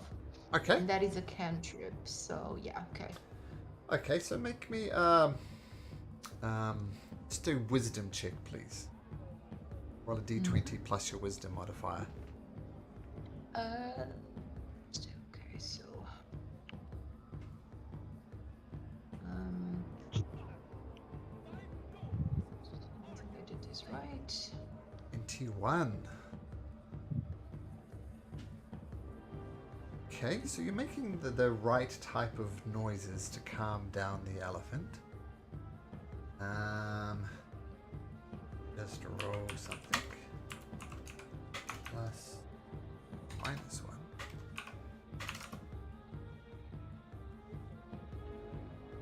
The elephant hears these soothing voices of Kimmick in its ear, and it hesitates for a moment.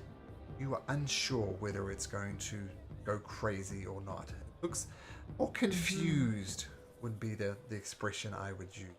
There's something's happening at least. Not sure which way it would go though. Okay. As a preparation, I've got a bonus action finally. So I'll use Spirit Shroud in the form of necrotic damage, which means that the next time I attack a creature, I'll have some extra damage coming from that. Okay. Yeah, just get out my wallet. Spirit? Yep, sorry. Spirit Shroud. Is Spirit Shroud the... Is that the AoE that's around you? Yeah. Creature It's like spirits of the dead around me. I'll do a 10-foot radius on you. Nice. Any attacks within that, we'll do it a nice shade of red that stands out. And, Yeah. And, okay, so you cast the Spirit Shroud. These spirits go around you, helping you to attack. Well done. Edward, what would Edward like to do? I will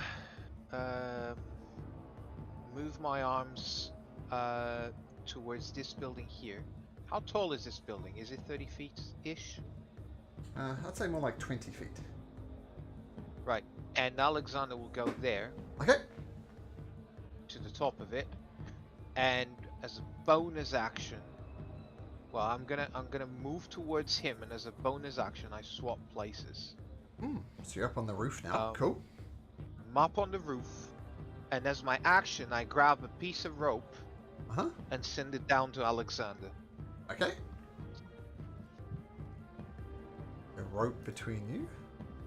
Zoop. Yes, and I now ran out of movement and anything. Well, I'll just move here to the edge, Okay. walking on the rooftop. Very windy rope, but we can assume it's taut if you like. There's a rope between you. Did you vanish between places? Caspian, what do you do? Caspian will cast Hypnotic Pattern on the elephant. Ooh, nice. A hypnotic So it's pattern? it's a 30-foot cube, but I assume I can just place it 10 foot up in the air while still catching the elephant and nothing else. Sure. And it needs to make a Wisdom saving throw, DC 15. Okay. Wisdom saving throw DC 15. Ooh. Rolling well on these. 17.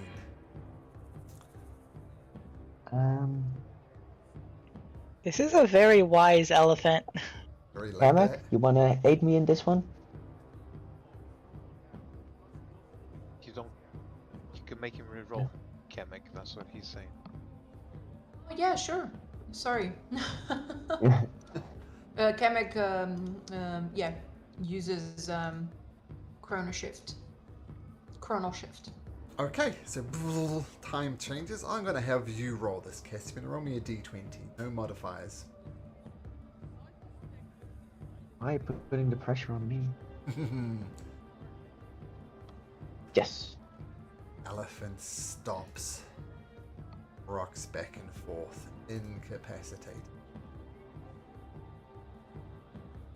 Okay, guys, I think we've got 1 minute to vacate the area and maybe think about a plan how to get rid of this one. Don't hurt it. Don't. We should understand more first before killing it. This is this is exactly what my mom is having as well, those veins. I need to understand more. But we also don't want a rampaging elephant in a city. And then you hear Edward shouting, "I'm on it!" Is that your turn, Yeah, Caspian? we should. That's my turn.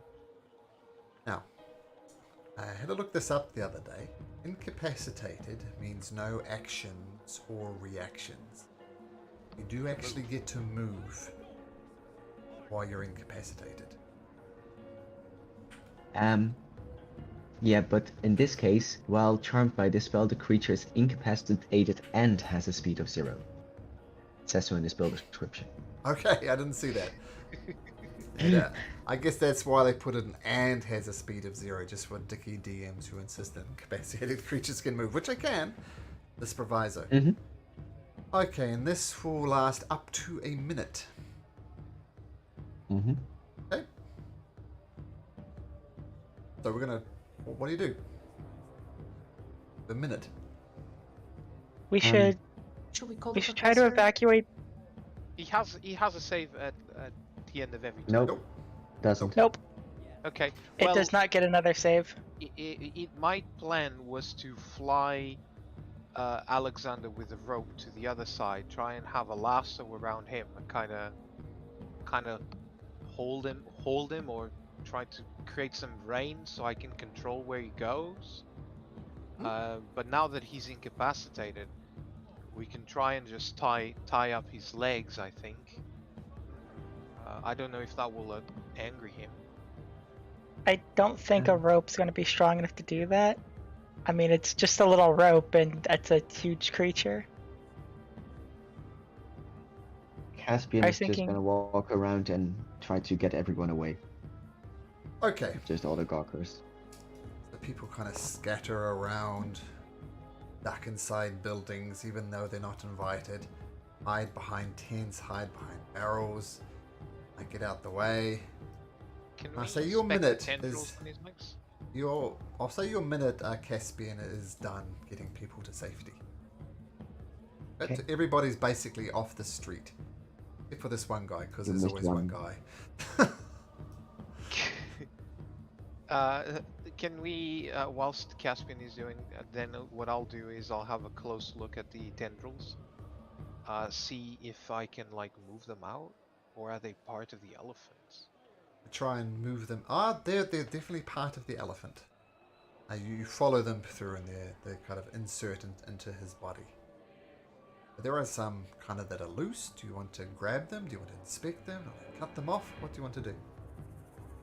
Well, in that case, I will, as fast as I can, I will move here. Huh? Try find fruits. Try and find food for the elephants. As much food as I can. Okay. You gather up a I'll, bunch of if food. I have the time, move it close to the elephant. Yep. And place it close to him. To try and like please him and soothe him with food. Hey, It's fine. I'll say that's your minute doing that, gathering food.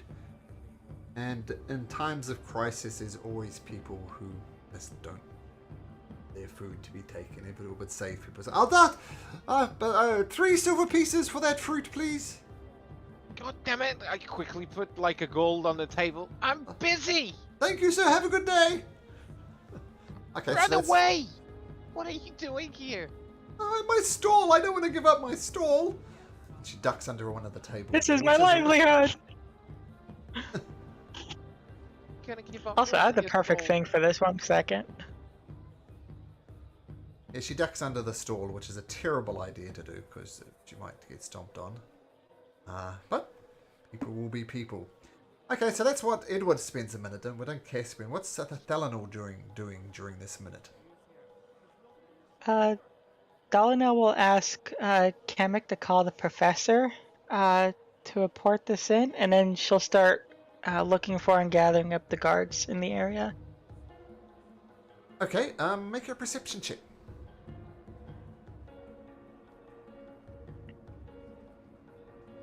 There you go. I had to post something real quick. Sure. Have a look.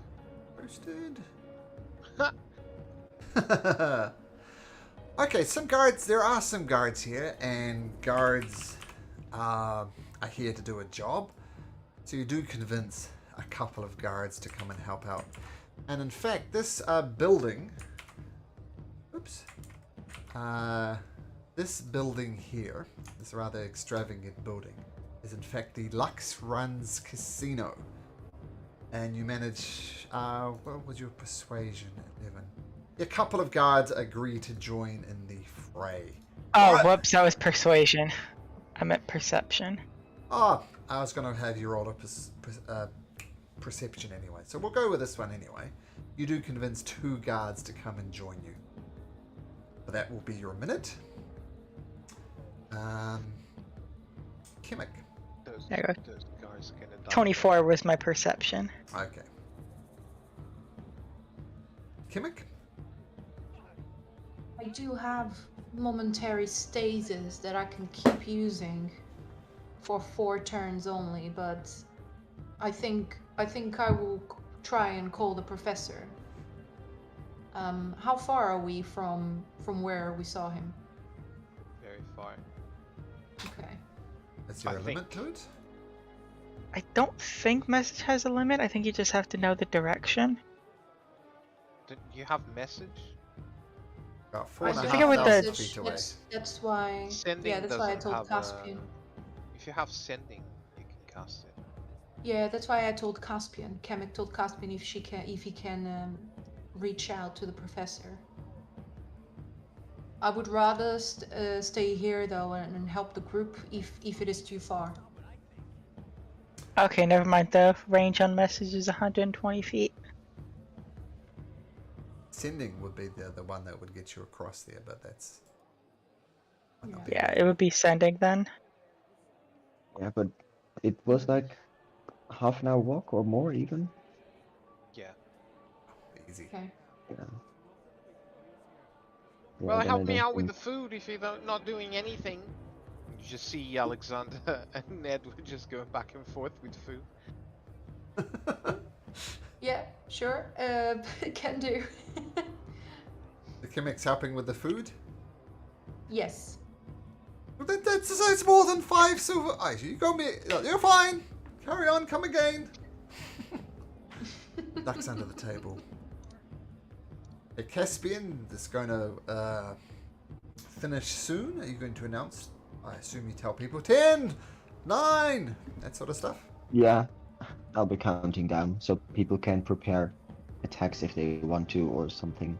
I don't know if there's a plan. Okay, so Edward and Alexandra and Kimmick, you place food right in front here. Oops, right in front here. Kimmick, you're standing right there, ready to block the elephant. Or this guy ducks up the street. Yep. Caspian, that's where you want to be? Right I here? still have my Yeah. spirit shroud, yes? You say it lasted 4 rounds? No. I mean, this is something at level 6, what I mentioned, the momentary stasis. I can basically magically force a large or small creature to, upon a constitution saving throw, to just, to be encased. So that's something I forgot that I have now. Okay, so you want to do that now? But it only lasts, I can try, yeah, actually. This is the description, just put in there. But this creature is bigger than large. It's Huge. fine. We're gonna feed him. We don't need to attack him. Yeah, Actually, how long let's was it?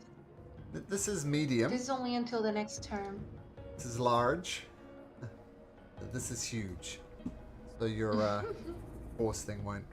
horse cage or whatever it is won't work. Okay. Too big. Wait, he shrunk. He's smaller. Yeah, he definitely shrunk. Oh, sorry. There we go. But I still have the spirits around me. Okay. That's 10 foot, so attacks within this thing here. We'll do How cool long does stuff. hypnotic pattern last for? A minute. A minute, which is about to Which is respire as Caspian counts down from 10. I'm going to do this I as don't well. have enough. You have 10 seconds to I don't have enough time reposition to yourself.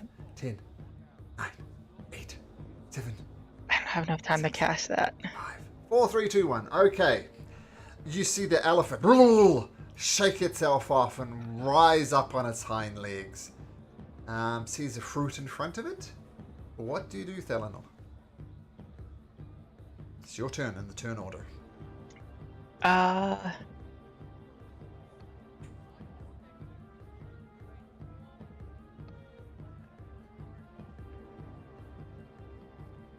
I'm going to bonus action cast Shield of Faith on myself. Nice. Shield of Faith, cool. Plus 2 And then AC. I will hold. Yep. And then I will hold my action to non-lethally smack it with my sword if it tries to attack us. Okay. Now, as far as the rules as written for non-lethal, when you deal the killing blow and ask you how do you want to do this, you can state at that point whether you want it to be lethal or not. So in other words, Okay. don't worry about it now, but at the killing blow, that's at the point at which the question is asked. Okay, but you put the shield up of faith around yourself, get ready to do what? What was your prepared action? To smack it if it tries to attack us. Okay. Or cool. I guess anybody in the area, but there's nobody around but us. Okay, cool. Guard says to Thelanor, so we're attacking this? You want us to take it down? Tell me what to do. Not yet. I think it's still distracted by the food. Okay, the guard bravely comes out here, does the same thing, raises a spear, getting ready to throw it. Kimmick. Yeah, as only if the creature tries to attack us, I will hold an action which is magic missile, Ooh. and I will aim for the creature. This is very terrible, but I'll aim for the creature's ears, just so the head is just like nailed to the floor, just so it immobilizes the creature. I know it's terrible. It is. Now this guard swings around, does the same thing, get his spears ready. Right, we got this! We got this! Edward. I will motion Alexander to welcome the elephant to the food, even move the food closer to him. Okay. Hello, elephant. You're just as confused as us. Please be a good boy. We brought you some food. I hope you're vegetarian. Cost me a gold. Okay. I will see what it thinks about that.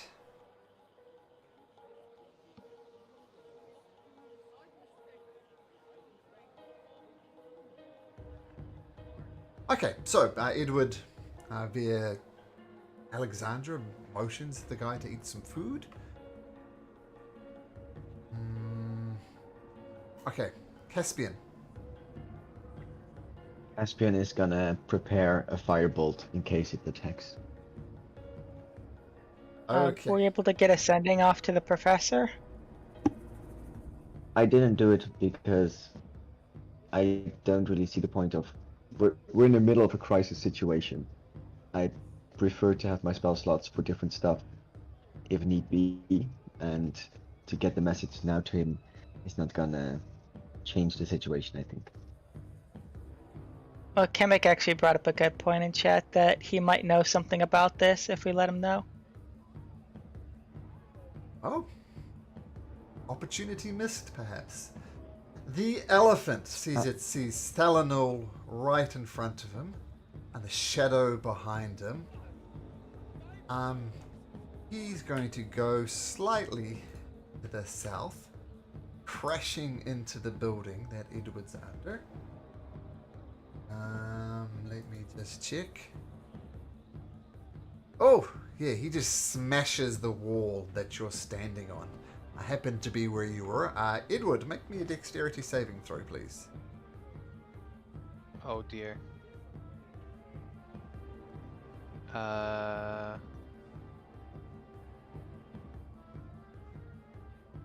Oof. You, first of all, fall from up there, taking 2d6 bludgeoning damage as you fall with a thump. And then roll me... no, your dexterity saving throw sucked. Uh-oh. You're going to take another 2d6 damage as you just glance by the elephant's massive feet. So it swings... I'll let you guys decide whether you consider that an attack or not. So you just ignore the food. Just rammed into the building. It did, because it's not. It doesn't need food, is how I'm thinking about it. Technically, it's construct. I don't think it would have the need or the desire to. I won't consider it as an attack. And using the slightly extra space, it comes barreling this way towards the guards. And then it's leading with its tusks and looks like it's about to gore the guard. I assume you guys would consider that attacks. So let's go through it in order. Yep, Thalanol, you go first. That'd be considered an attack. Okay. So, Thalanol, your prepared action goes off.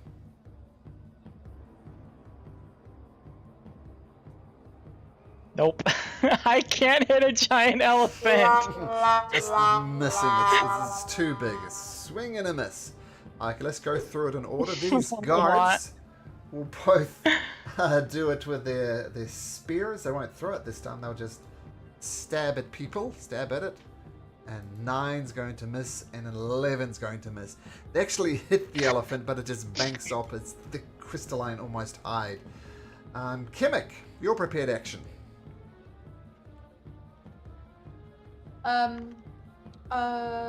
So the elephant actually attacked.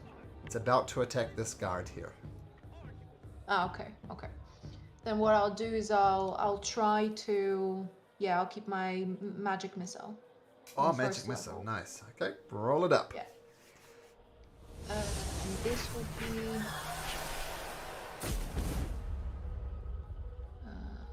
So how many darts are 3 glowing darts? Okay.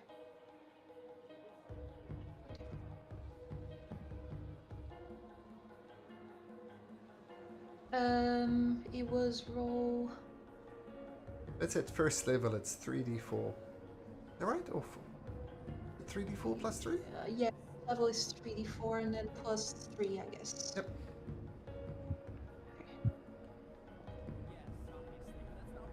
Okay, so the magic missile zoom through there and thump into the elephant and roar, lets out a that sounds more like a horse than an elephant, but I don't do animal impressions. Okay. So, yep. So that's your prepared action. Also, knowing how knowing that Caspian's decision, she basically tells the team she will look for the professor herself. Okay, cool.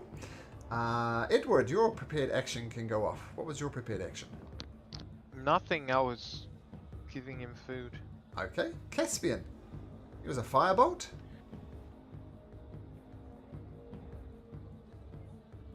There's your firebolt. Yeah, 17 absolutely hits on a little spot right behind the ears, and your firebolt goes in and explodes on the creature. Actually, is hypnotic pattern other creature charmed?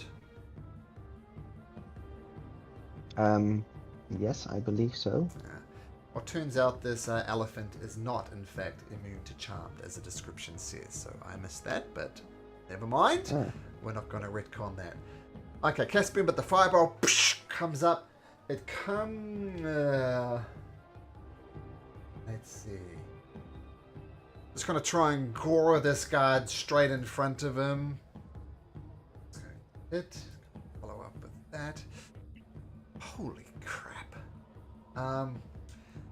This... I need to get out my calculator for this. Oh, that's not good. Something you don't want to hear your DM say. So, you see this creature come up and skewer this guard on its tusk. Throws it up in the air. The guy does cartwheels, lands on his feet, and then the elephant just starts stomping on him, stomping. And I rolled a critical hit on his stomp, and he does this much damage.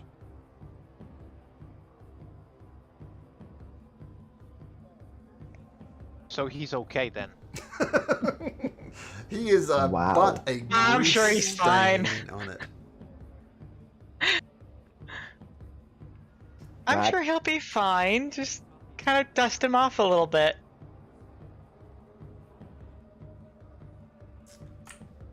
Well, I'm glad Thalamil just called these guys to die.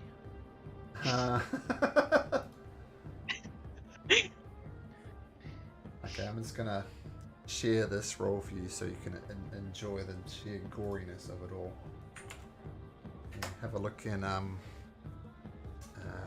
Discord. Jeez. Oh dear. Eleanor. It does psychic damage, the stomp? Mm-hmm. What?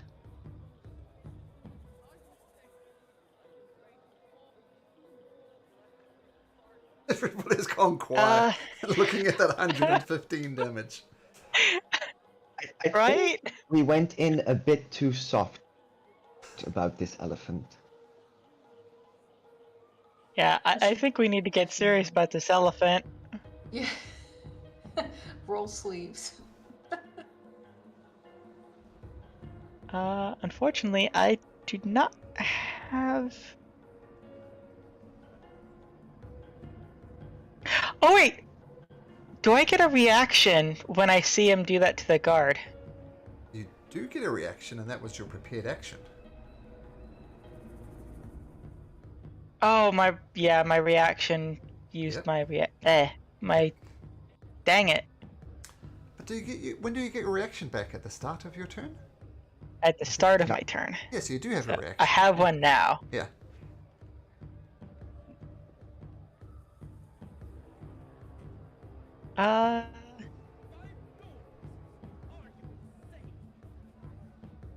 So instead, I'm going to, I seem to be really wise, so I'm going to call down some celestial lights on these tentacles around its feet Okay. to maybe try to burn the tentacles. Mm-hmm. And I need it to make a dexterity saving throw, please. What spell are you actually doing? Sacred Flame. Oh, Sacred Flame. Cool. Dexterity saving throw. Okay, it's not very dexterous, but it rolls a 17? Well, I guess It's a pass. It doesn't take any damage. Yeah, save or sucks on cantrip, so Sacred Flame just explodes down the road somewhere. Completely missing the elephant. Elephant wasn't even noticing. It was just kind of bad luck for you, Eleanor. Your action?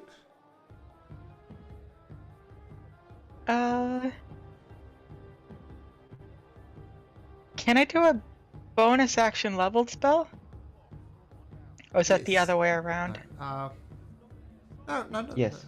It's necessarily that way around because all cantrips are take an action. Please, bonus action spell if you've got it. Yes, you can. So I will cast a bonus action Sanctuary on the other guard. Actually, no, because the other guard's going to be attacking. So never mind. I will not do anything.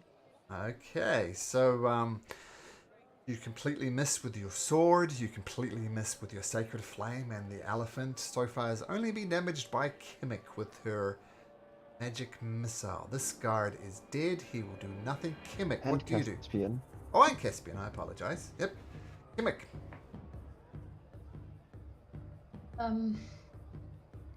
Emic, she's very divided between calling the professor or really, really sticking around.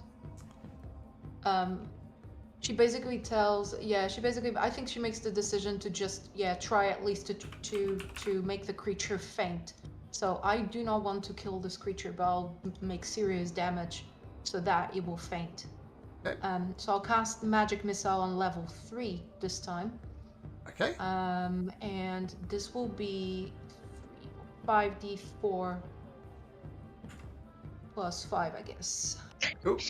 This is the guard, by the way. Red Who? paste. Oh, yeah, oh no!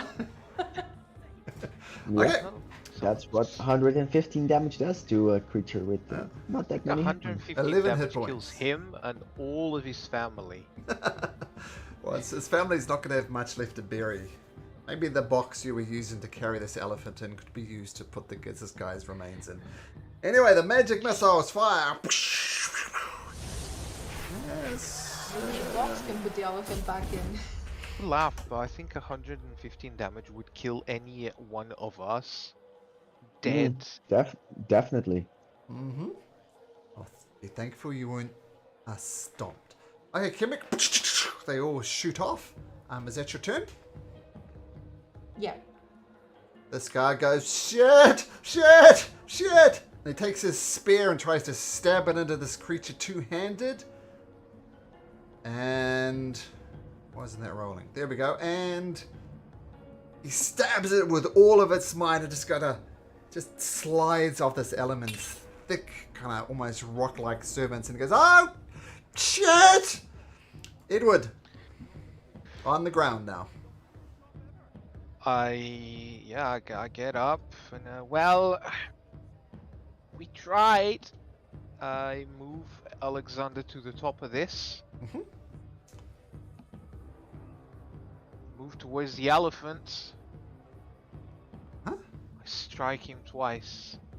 Okay, roll to hit.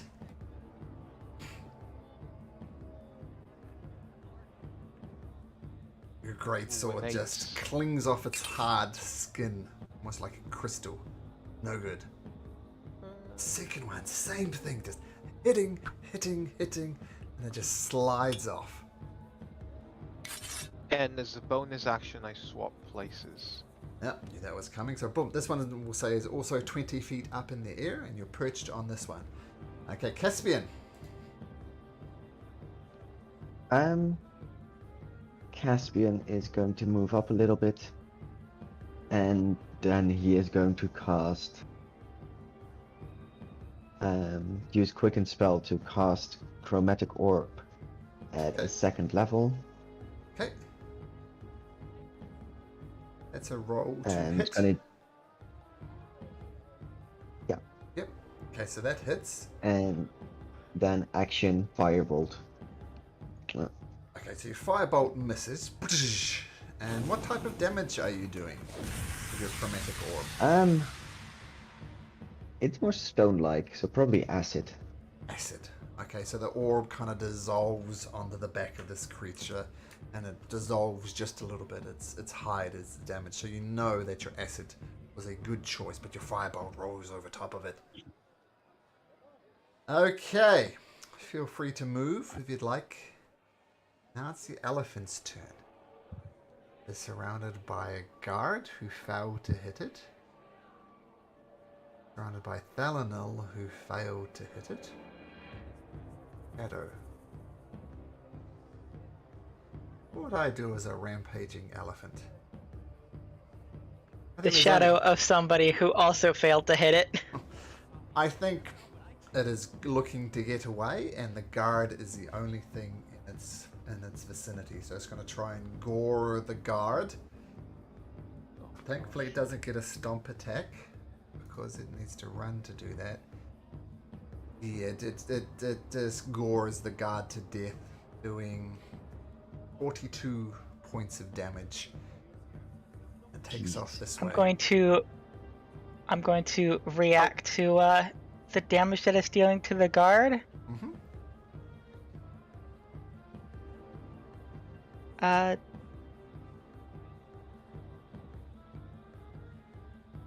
Cease your hostilities and feel the pain that you inflict upon others. And I need it to make a... what is it?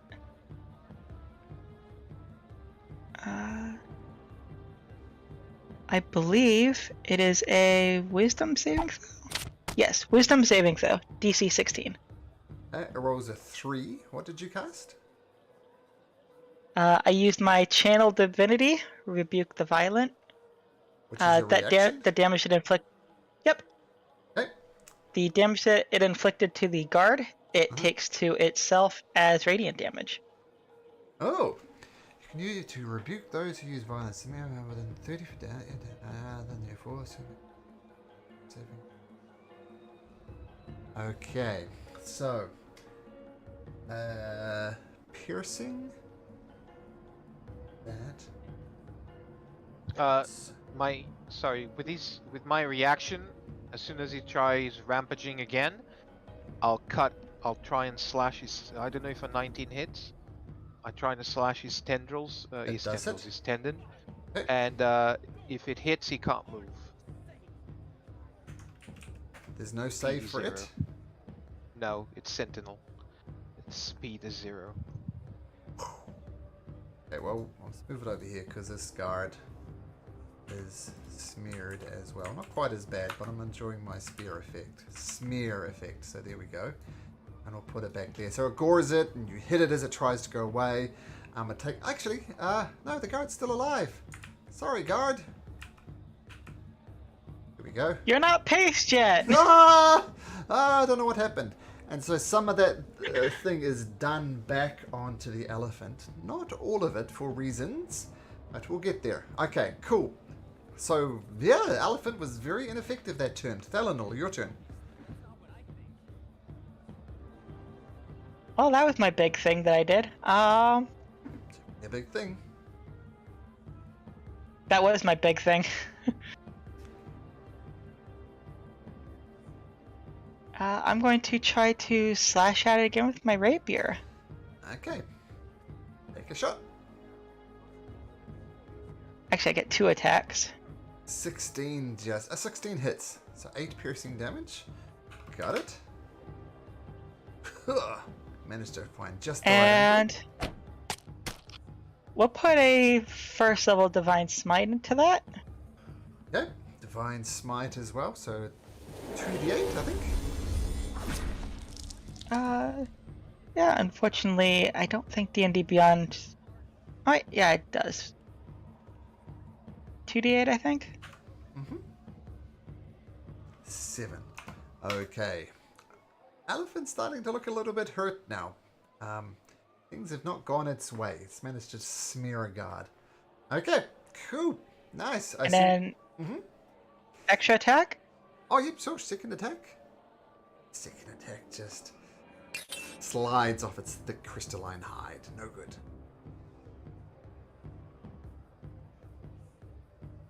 Okay, Edward.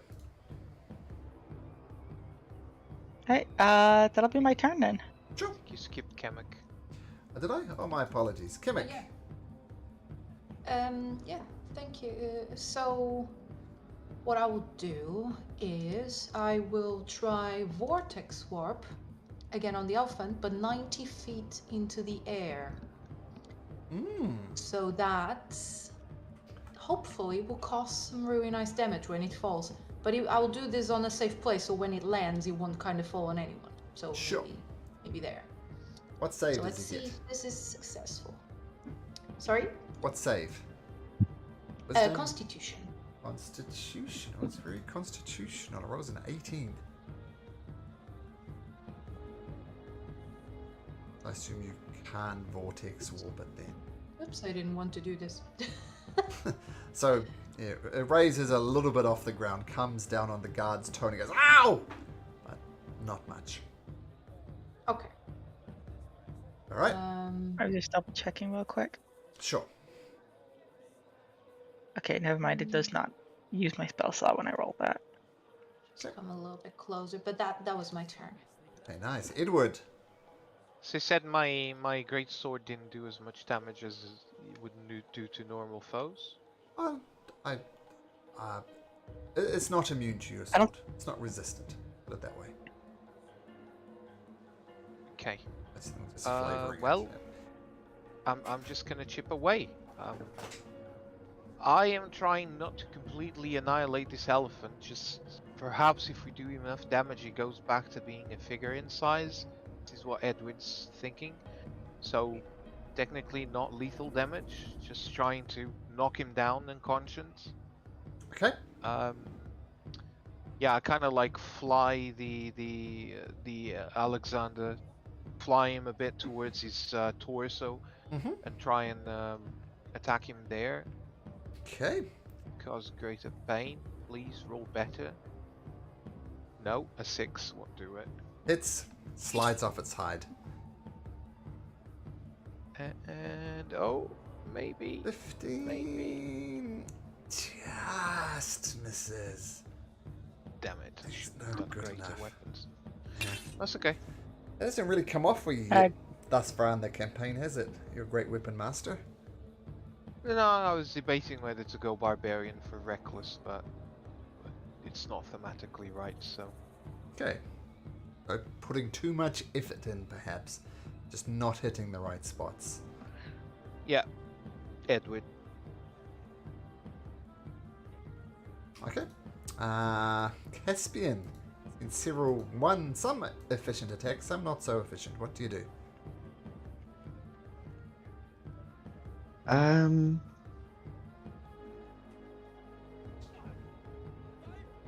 Caspian is... It's starting to look hurt, right? Yep. Say bloodied. With less than half its hit points. And I'm just gonna do another round of what I did before. So first Chromatic Orb. Okay, so chromatic And- orb roll to hit. That hits. And acid damage again. Oh! Yeah. Oh, ouchies. There's 17 and then your firebolt fires across. Oh, it's looking really hurt. But not quite down. But fantastic round, Caspian. I like it. And is that your turn, Caspian? Yeah, I'm gonna say, just take the monster down. Killed 2 guards already. It That's my turns turn. a 1 guard actually, but still. It turns Oh. its attention to Thelanol. Turns out it doesn't like being stabbed in the back. And actually...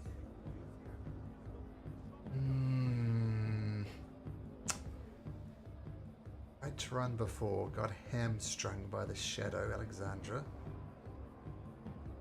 Guess that might happen. Not gonna go for Thelanol. It's thinking about doing something extra mean, but it's not gonna do extra mean.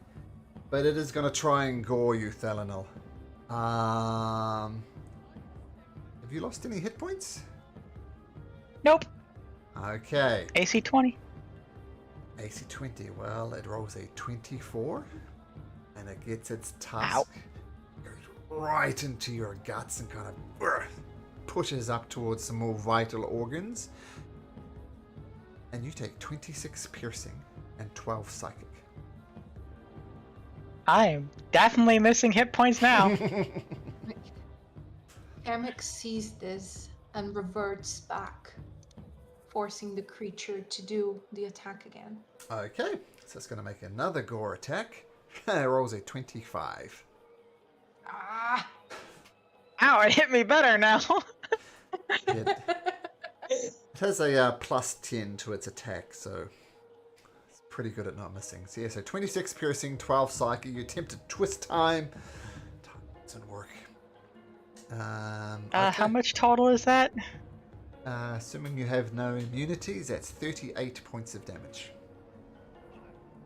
And Ow. luckily it doesn't get to stomp you because it can't. I was debating whether to bring it back here and then charge at you and have it stomp as well. But this thing hamstrung it last time, so it decided not to do that. Thelanol. Are you concentrating on something? Oh, yes, I am. I need to make a con save for that. Yeah. DC 19. This was your shield. Oh, well done. I'm good. Well done. Thanks for pointing that out, though, David. Appreciate it. Yep. And Thank you. Thelanol. Your turn. Just fixing my health real quick. Sure.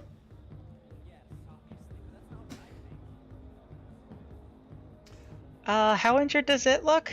Very injured. That combo that Caspian did really messed it up.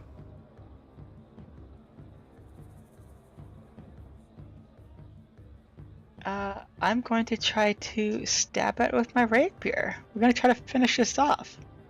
Okay. Hopefully before it finishes me off. Okay, let's see the rolls. Going up with a rapier, 16. Just hits. So 8 points of piercing damage. Still up. And we'll put a first level smite into that. Okay, that's another 2d8. Mind smite it. For another 10. Still up. And then my extra attack.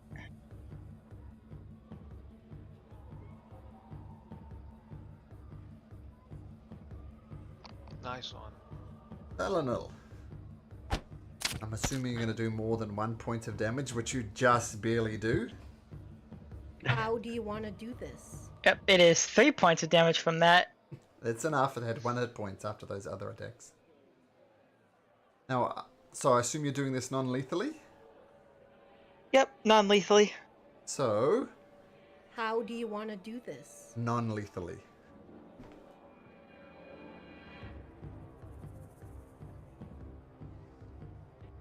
Probably stabbing at its legs, cutting off its tendrils, and try to knock it out with the butt of her rapier, kind of bring it back down to the ground.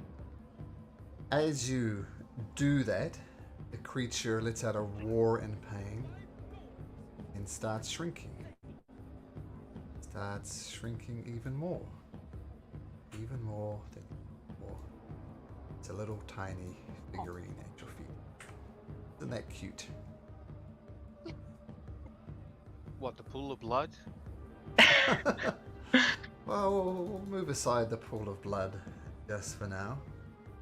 But it seems reduce it to the kill it effectively. It's reverted back to this little figurine, pretty much exactly as you found it.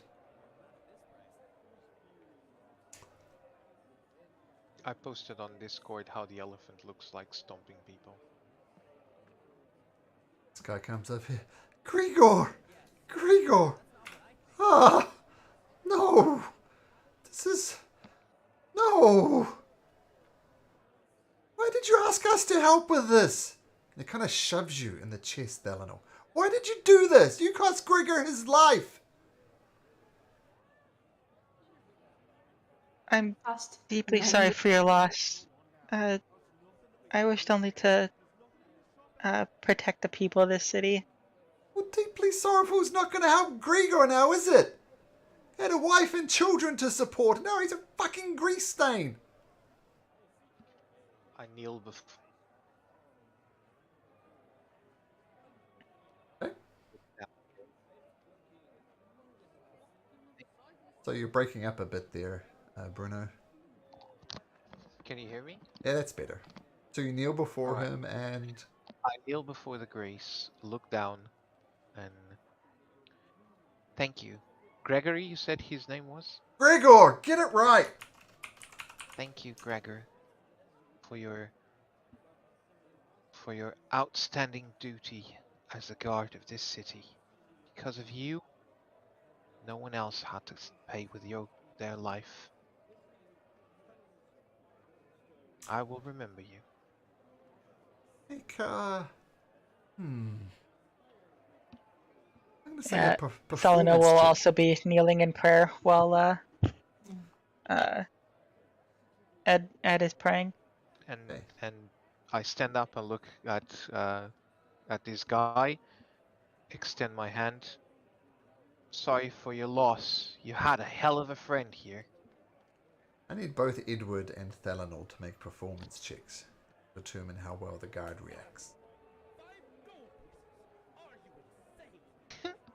Okay? Thalanol?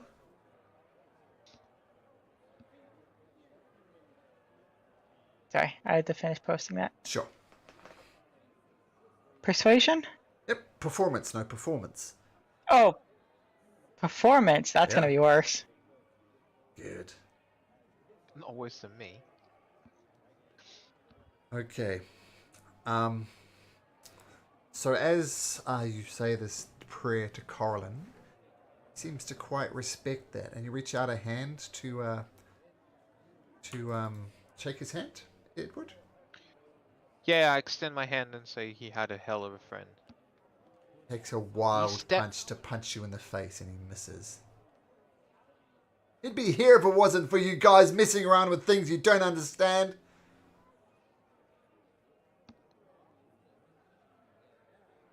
Just go. Just go. Didn't help. Got someone killed. Just go. I shove him and move. Okay. Kamek picks up the figurine. Okay. Thankfully, it does not enlarge in your hand.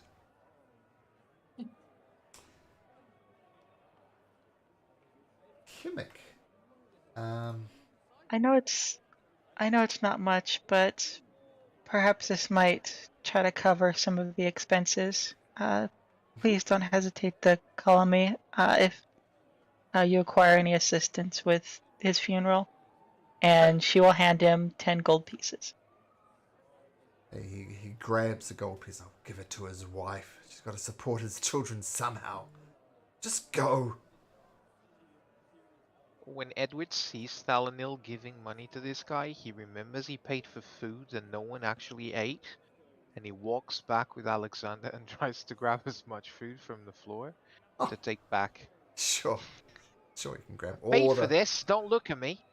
It's all fresh fruit, so yeah. Some of it got stamped on, but say a good half of it is still usable. Kimmick, can you make me a charisma saving throw, please?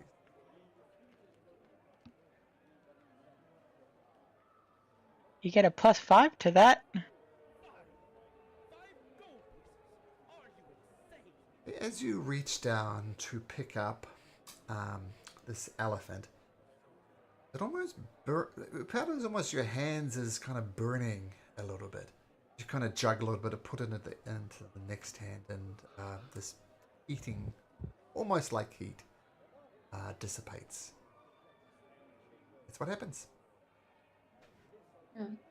Kamek is still teared up, so she's crying, but she also looks at the guy and she just says, "I am so sorry," and she starts walking with the team. Okay. Caspian, are you doing anything?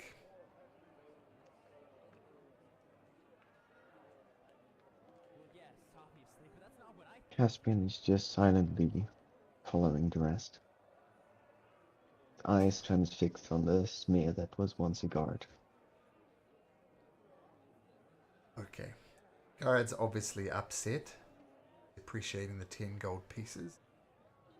And he's just taking a moment as you leave him and move on. Whereabouts do you go?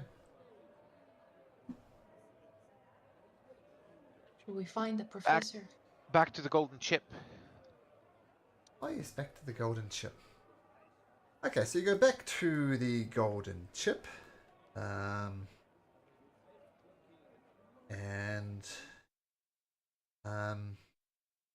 you're back in the tavern. And you see Ayo, Maggie, all the other party members for them. Welcome back. I assume that the pickup mission went okay. There's no complications. The complications. We had to fight a construct elephant in the streets. Oh, everything went okay. You all seem like a little beat up Thalanol, but everybody else seems okay. Well, there was another guard that came to our help, and he is now more liquid and solid on the pavement. Oh, that is most unfortunate. Well, have a seat. We have come to a decision as a group. Took us a little bit of time to come to it, but let me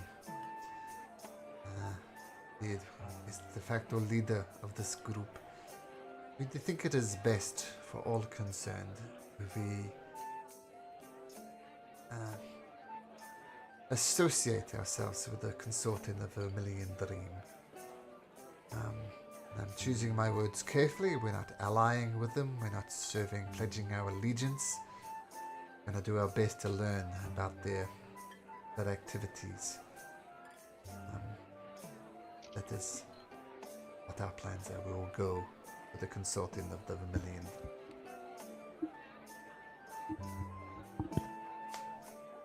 That is very brave of you, and I do wish you were all very careful about it. And When Io says this, I want to have a look at the rest of the party behind her, see how they react. Are they in on this, or do they look like they might be second intentions? You can insight check. Absolutely. This was been rolling terribly, and I'll keep rolling terribly. Insight 13. Not that bad. Saliad, get a read on. Irvin, you don't get a read on. Dermot, you don't get a read on. Maggie is looking at her feet.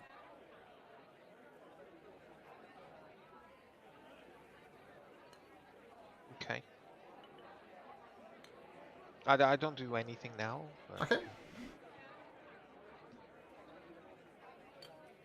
And I do wish you be careful, and if you get into deep or fear them more, then walk away. Sage Because- advice. Spin. And if you need help, you know you can call on us. Yes, and yes, of course, if anything goes terribly wrong, we will do our best to contact you. But when things go terribly wrong, sometimes they go terribly wrong quickly. Thank you for the offer. And if I might suggest that we meet here again each morning, and we'll share notes. What do you think? That sounds good. And if we can't make it, I'll be sure to contact you directly. Okay, done.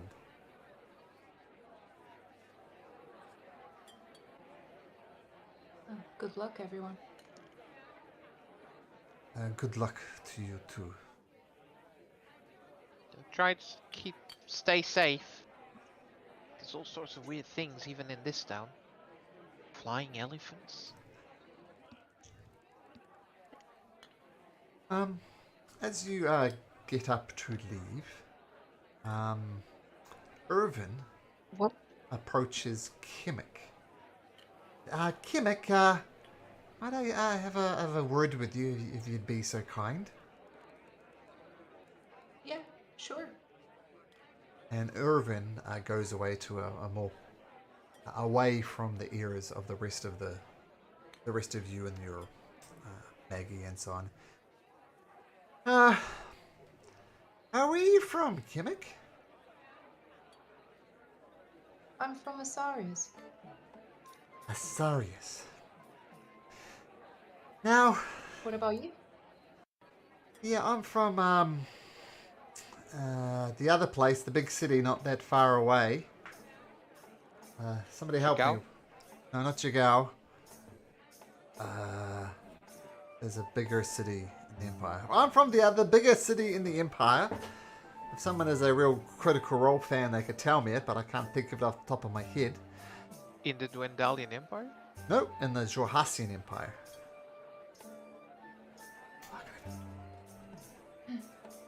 Oh, I think Yeah, I'm drawing a blank on it right now. Gonna drive me nuts. I think I'm picturing it. I think it's in like South Central Zorhas. Yep. Also, I completely clicked out of my browser.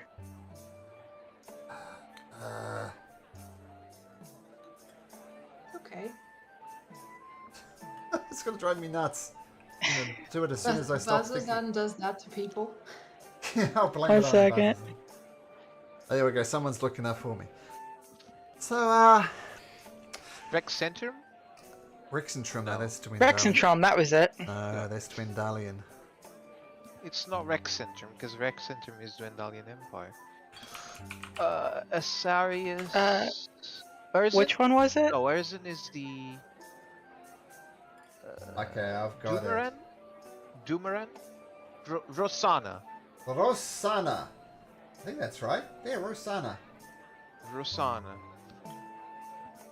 Asarius and Rosanna. Yes, I'm from Rosanna. Tell me, don't take this the wrong way, Kimmick, but you seem to have some wisdom about you. Let's say more common sense than some of your party members. I hope that doesn't offend you, but that's just the read I'm getting on you. I wouldn't say I have more common sense, but I appreciate it. Yeah, please let me know how I can help. But Kamek is also, she's guarding she's paying extra attention to the figurine to make sure that no one steals it from her. Make a perception check. Okay.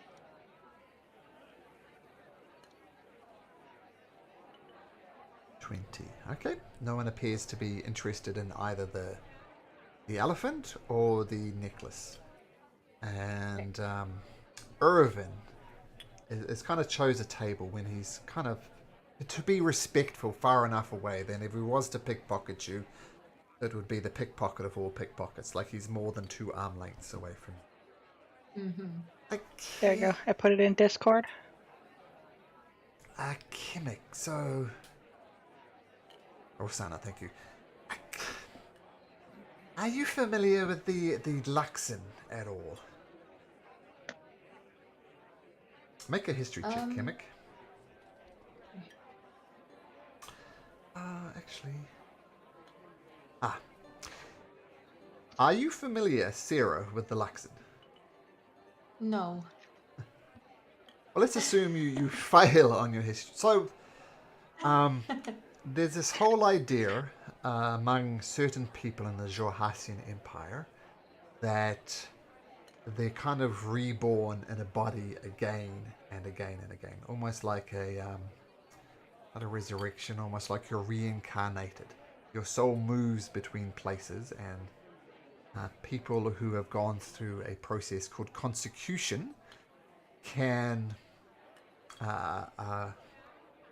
have this happen to them. So you go through a ritual, and then when you die, you go into a new body as a baby, and as you grow up, you get the memories from your previous lives. So it's kind of reincarnation, but you have memories of the previous lives.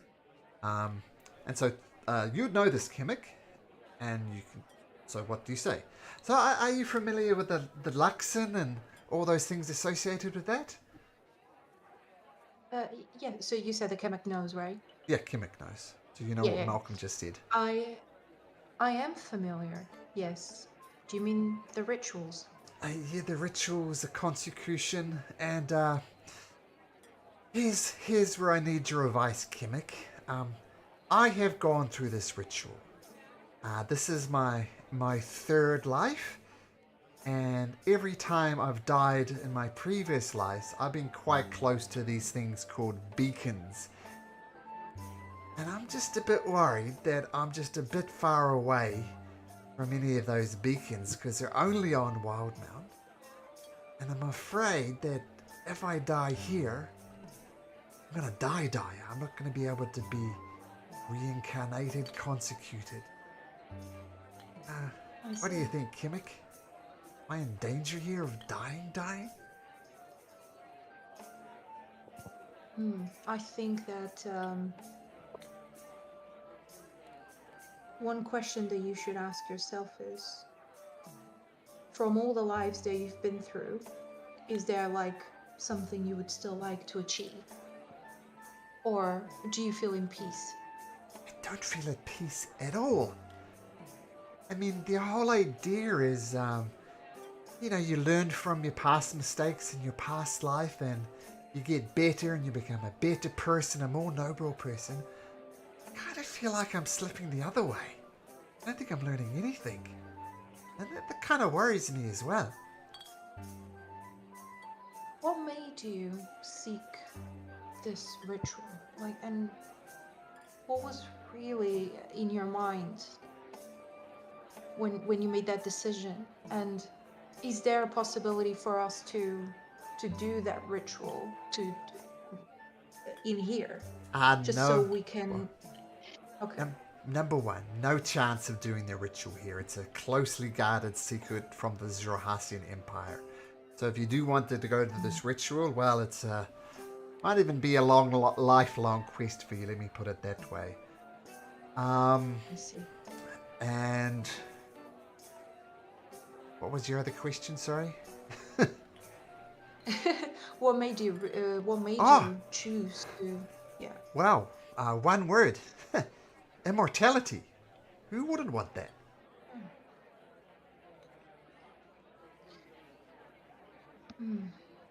But don't tell the others, Kimmy, but I'm scared. I've never been this far away from a beacon. I know it's incredibly powerful. And I'm quite frankly terrified that if I do die here, and that's it. My play for immortality has failed and I'm scared shitless. I guess it's funny, isn't it? The more we try to seek immortality, but we cannot run away from a human feeling, which is to feel scared. And I am very scared as well. But I think the thing I'm most scared of is my mom losing as many years of life as she can have because of the disease she has got at the moment. What's the disease she has, if you don't mind me asking? Do you remember red tendrils from the image. Yeah. Around that Elixian guy, yeah. Exactly. She has got the same red tendrils. Oh. Hmm. Well, that sounds pretty serious, Kimmick. Hope you find a cure. I assume that's why you're out here, looking for a cure. I am looking for a cure. Yeah, I'm looking. That's why I'm on this mission as well. I mean, not only because of the party that is amazing. And by the way, you can trust them. You can trust them as well. But I will keep your promise. I will keep the promise. I won't tell them about this. But All you right. can trust them. You know, in seeking knowledge on this decision. But All you know right. what? I don't want to take this conversation too away from what your original question was. I guess it's okay to be scared. What I can do is I can promise you that if you tag along with us, at least you've got more friends around you as well that can keep you safe. All right. I appreciate that. I mean, I, with Io and Dermot and Maggie and all those guys, I do feel safe. I mean, I just met them relatively recently, but they've been good to me. I mean, quite frankly, sometimes I'm just tempted to go on a ship, head back to Wildmount. But that in itself is complicated. So I think I'll stay here for now and just pray to the Luxon that survive this. I guess, and now she's whispering. If you want some advice on aging, I guess, you know, we've got an elf with us right now. She could maybe give you some hints. Oh, that's interesting. I'll consider it. I don't really know Thelanol that well, but Oh, she's nice. all right, I'll consider that. Well, And- thank you for listening to me, Kimmick. I think your No worries. advice was from the heart, and I appreciate that. No worries. I'm sorry I couldn't be more helpful, but at least we can be scared together and find a solution together. Yeah, it's all right. No worries, mate. And Alright. Irvin excuses himself and rejoins the rest of the party.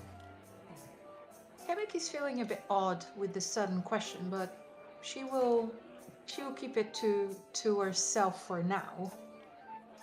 Okay. But she's kind of staring at Thalanil. she's staring very, and then she feels awkward and stops staring. So it's yeah. I'm sorry, it's the hole in my chest, isn't it? yeah, kind of, yeah. You got me.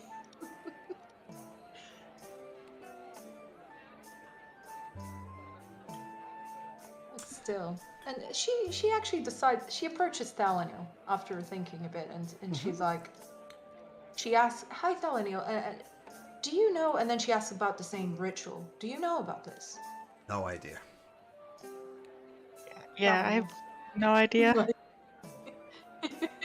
I've never heard anything about the Luxon. If someone like my mom, let's say, if I wanted my mom to live for a bit longer, regardless of a disease, is there a way that she could reach that?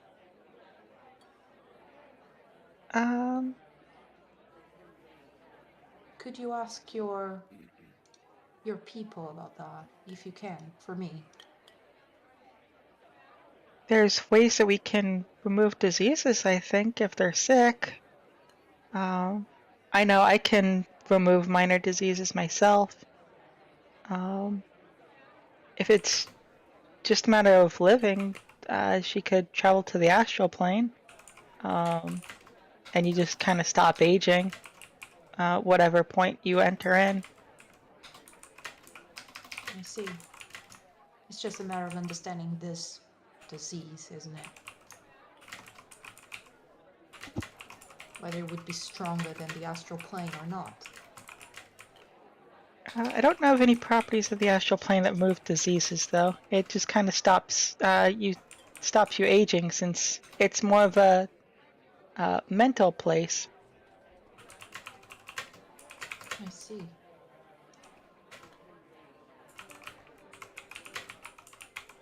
Oh, but Melanie, I don't want to bore you. It's just, all of this that happened has really got into my mind, and I've been fighting for so long to find a cure. I'm feeling a bit lost, but at the same time, I feel like we're closer to getting some answers. Yeah, and like I said, like I know someone like me, I could probably remove like minor diseases. I don't know if it would help though.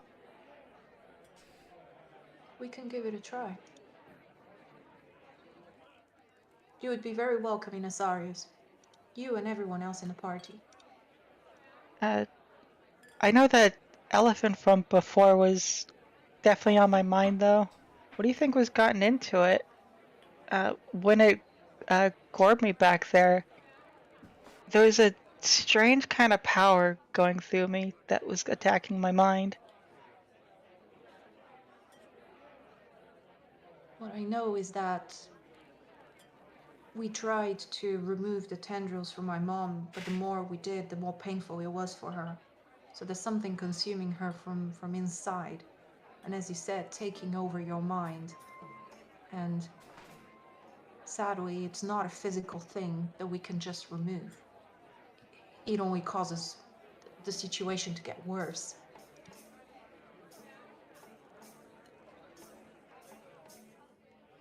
I I have can no try to idea. offer prayers to Coralon. He might be able to offer some guidance for us as well. Really? And her eyes like really shine because she knows how important this is to you as well.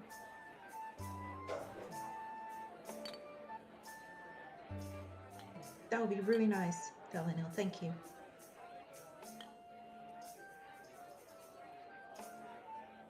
Oh, yeah, uh, don't mention it. He's a really great deity and father to all of us.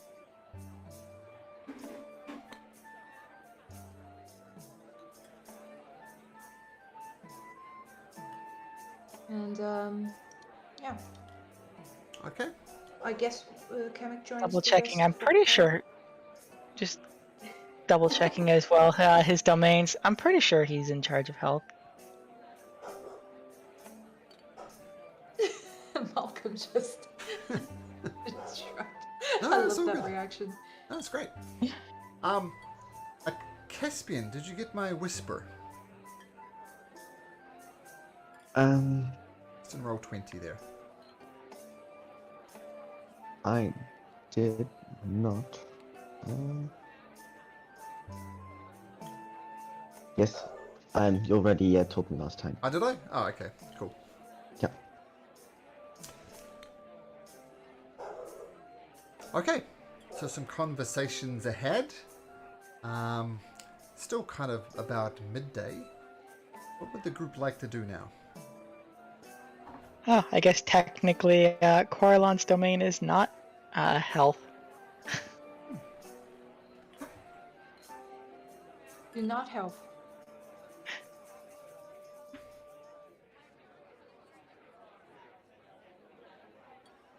Yeah, out of character, I just had to look him up real quick because I couldn't recall what his domains were. Sure. Once again, Thelanor knows the I think, domains better than you do. yeah, and actually her faith that I have listed on our sheet is the Elven Pantheon, so she would have actually given you the correct deity. Sure. Which actually, which one would that be?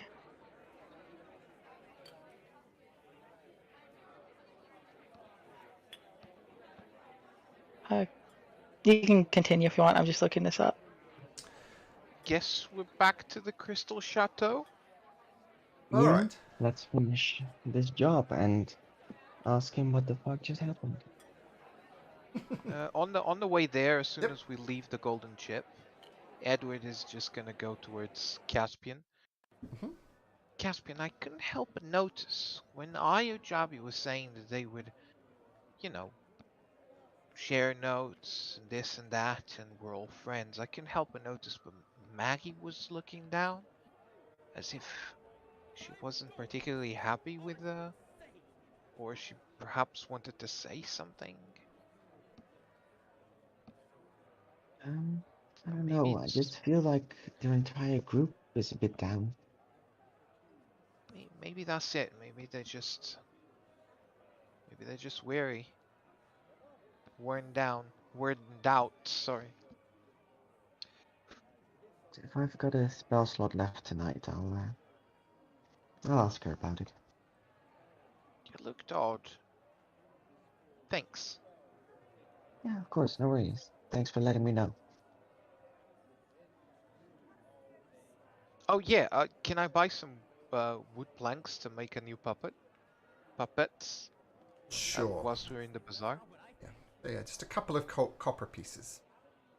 Oh great.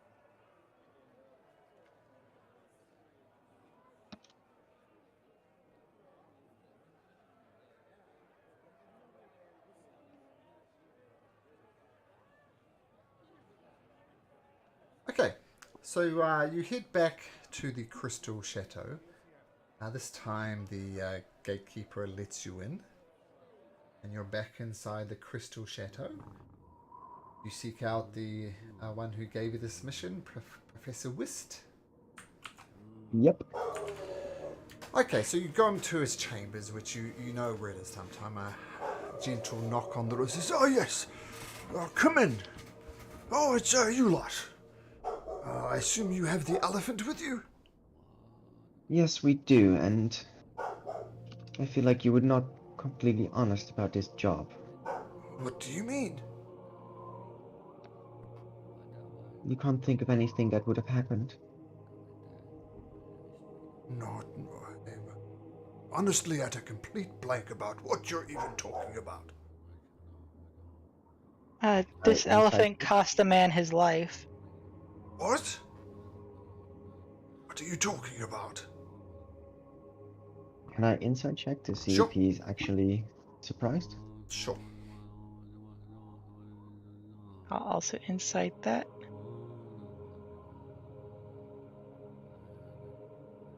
22. 10. Eleanor, don't get a read on him at all. Eleanor didn't mention that someone was killed. He looks genuinely shocked and upset about that. He didn't look like he expected this happen, but there's something else in there as well. He's genuinely shocked and surprised at what happened, but there's some extra little piece he's hiding from you, Gaspin. You're not sure what it is, but you know there's something. Oh, that's tragic. A man cost his life. Oh my goodness. And it could have been many more. What do you know about this thing? We have it here for you now. And we have fought for it. That was not the deal. Look, okay, cards on the table. This elephant is no mere figurine. I was unsure of its powers, which is why I wanted it back. I'm sad to hear that it cost somebody his life. That was by no means my intention, and I apologize for what you saw or participated in, but that was truly not my intention. Okay. Where does he come from? It's not so much the figurine. It was the stuff that was in the figurine. I assume you saw these red streaks almost looking like veins. It was part of his nervous system. Not so much the figurine, but the stuff that's inside of it. Are you familiar with Ruidius, the moon of ill omen? We know of Sadly, it. yes. I've heard a mean few the tales second about moon? it. The second moon, yes. The red one. Yeah, we felt its power. It made us all confused and sick.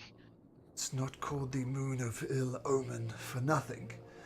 And it is said that those born under the full moon of Ruidius, some say cursed, some say blessed, but all affected in some way or another. Let's go to whisper something.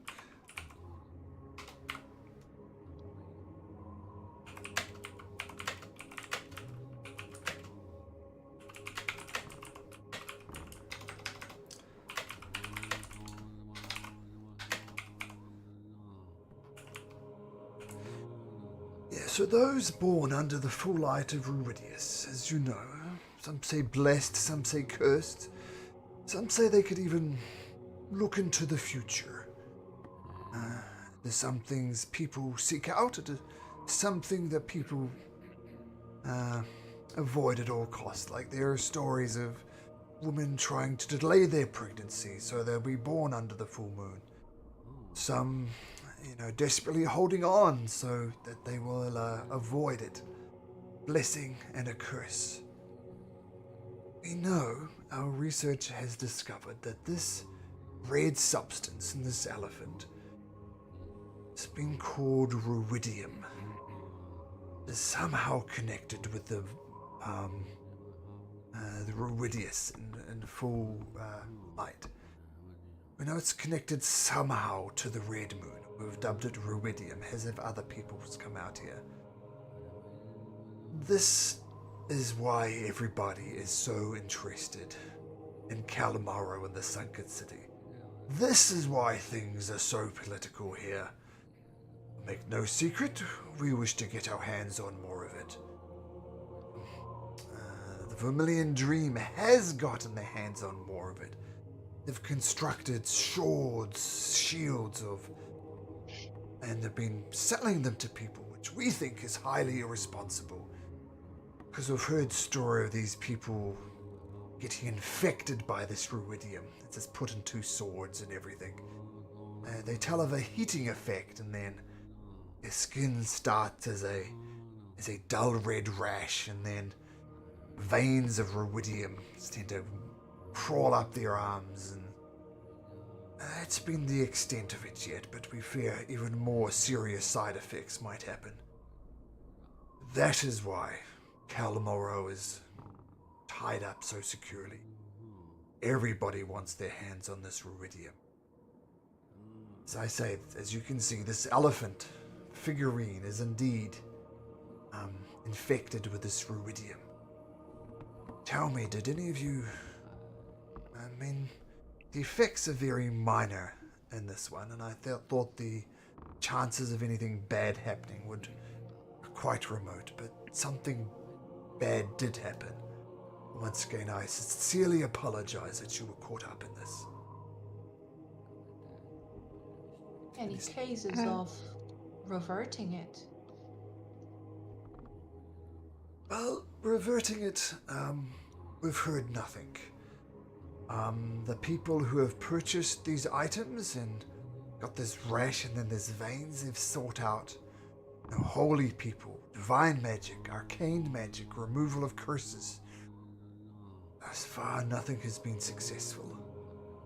As I say, we think the infection, the curse, whatever it is advancing. It's advancing slowly. But as for a cure, nothing has been discovered. Malcolm, I don't want to read in between the lines, but the images of the rival party members, they show up as having what seems like ruidium on their weapons, and did we see that, or is that just on the art? Put it this way, I'll say for reasons, no. We did not notice any signs of this infection on them, despite the artwork. So no, you didn't notice. Fair enough. There's nothing there. Just for reasons, which I don't want to talk about, for reasons that artwork is not quite correct. Yes, but no cure that we know of, Kimmick. Professor, you mentioned that people try to avoid, some try to force having their kids born under the full moon of Yes. Ruidus. We know such a person that was born under the full moon of Ruidus, and for that we think he suffered a lot. Who is that? We don't quite know. We just know of him. This is the person that we're trying to save. We're thinking that he's down there. He's in a sunken city beneath a city in the desert. So this is why we're here. And this person, he's also shackled by, I think it's chains made of iridium. We're thinking he's down there. Oh, perhaps. It's an interesting I- theory. I think I might have an idea of where this Ruidium's power might be coming from as well. Tell? I think it's possible it might be coming from Grumsh, the Betrayer God. It might be tied to his blood. Oh, that's all sorts of theories thrown around here. Most interesting. This is why we need to get down there, Professor. We're not here to join any faction. We're not here to solve your faction's problem. We're here because something called upon us. We need access to Kelmoro.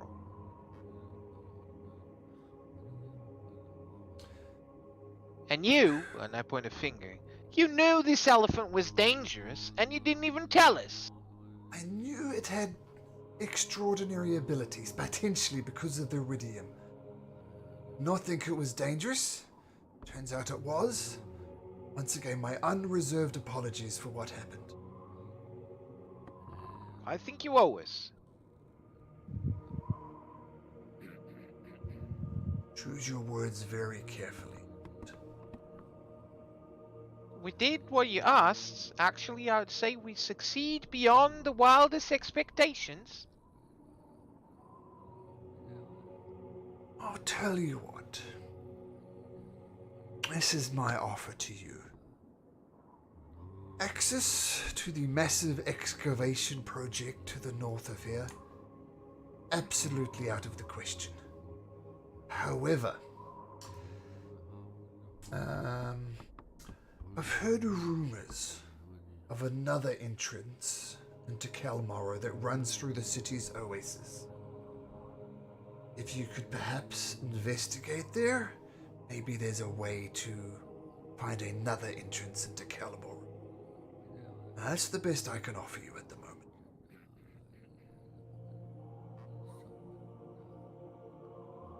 Where is this again? At the Oasis? And he points you north to the River District. Now, an obvious question about a city that lives in the desert. And there's a distinct lack of water. That's one problem.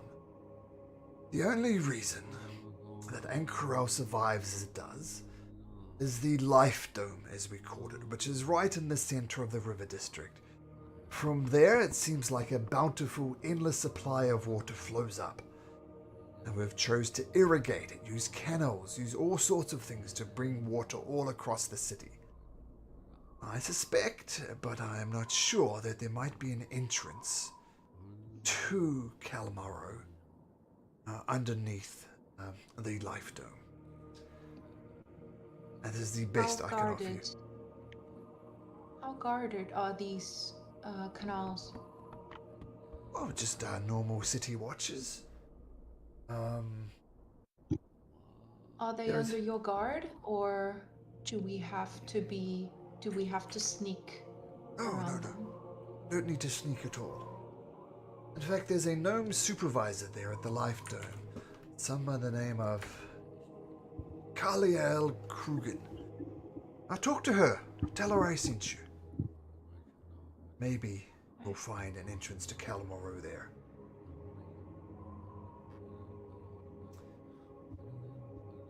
Do you have any dear ones affected by this disease? We had one of our researchers came down with the disease, but this be the closest person I know. This is great. I truly thank you. This might be the clue that we're looking for. Although, we just got here, and I look at the rest of the guys. Should we at least approach the Cobalt Soul, see what they might have? And it's good to know more, right? For the love of the gods, I've given you possible entrance to the underground sunken city, and you're gonna look to put your trust in other people? But we're trusting you. Well, if you're I trusting agree. me, then I think we've started down this path way too far to start on somebody else. I mean, I'm not going to tell you what to do, Edward, but I'll take it as a grave insult if you start talking to other people. I shared with you information about Ruidium. I've shared with you a possible way to get into Calmoro surreptitiously. Choose to put your allegiance elsewhere? Listen, if you had someone very dear to you, such as, for instance, your mom, affected by this disease, wouldn't you seek information from as many people as you can? Because that's me. Everybody is scrambling to get possible information about Ruidium. We're very interested and we're trying to study it. The things we have discovered is one, we're almost convinced it's connected to Ruidius. We're convinced of that. We're convinced that exposed contact with this substance can lead to the infection that I mentioned before. And seems the more that is present in it, the more dangerous it is. Swords, shields, etc. made from this, you're almost guaranteed to get infected. Small things like this elephant, chances are almost zero. And your mind goes back, Kimmick, to the first time you handled this. Remember I explained it how it was burning a little bit in your hand? And I had you make a save and you rolled quite high and then it cooled down? You do take that on note. So the chances of exposure and infection to such a small item like the figurine is minimal. But swords, shields, quite high. Once again, as an act of good faith, I have shared this information with you when, at the end of the day, all you've done is collected something from me. And I have given you a possible way to get into Calmaro. I would take it as a personal insult to start talking to the Cobalt Soul. I imagine Kemek probably felt a bit easier from the aura as well when she was making that save. Ah, yeah. Okay. All helped. Did not Because mean... she was, Sorry, go on. yeah, because she was in my paladin aura. Would you notice your paladin aura is being used, though? I don't know. What do you guys think?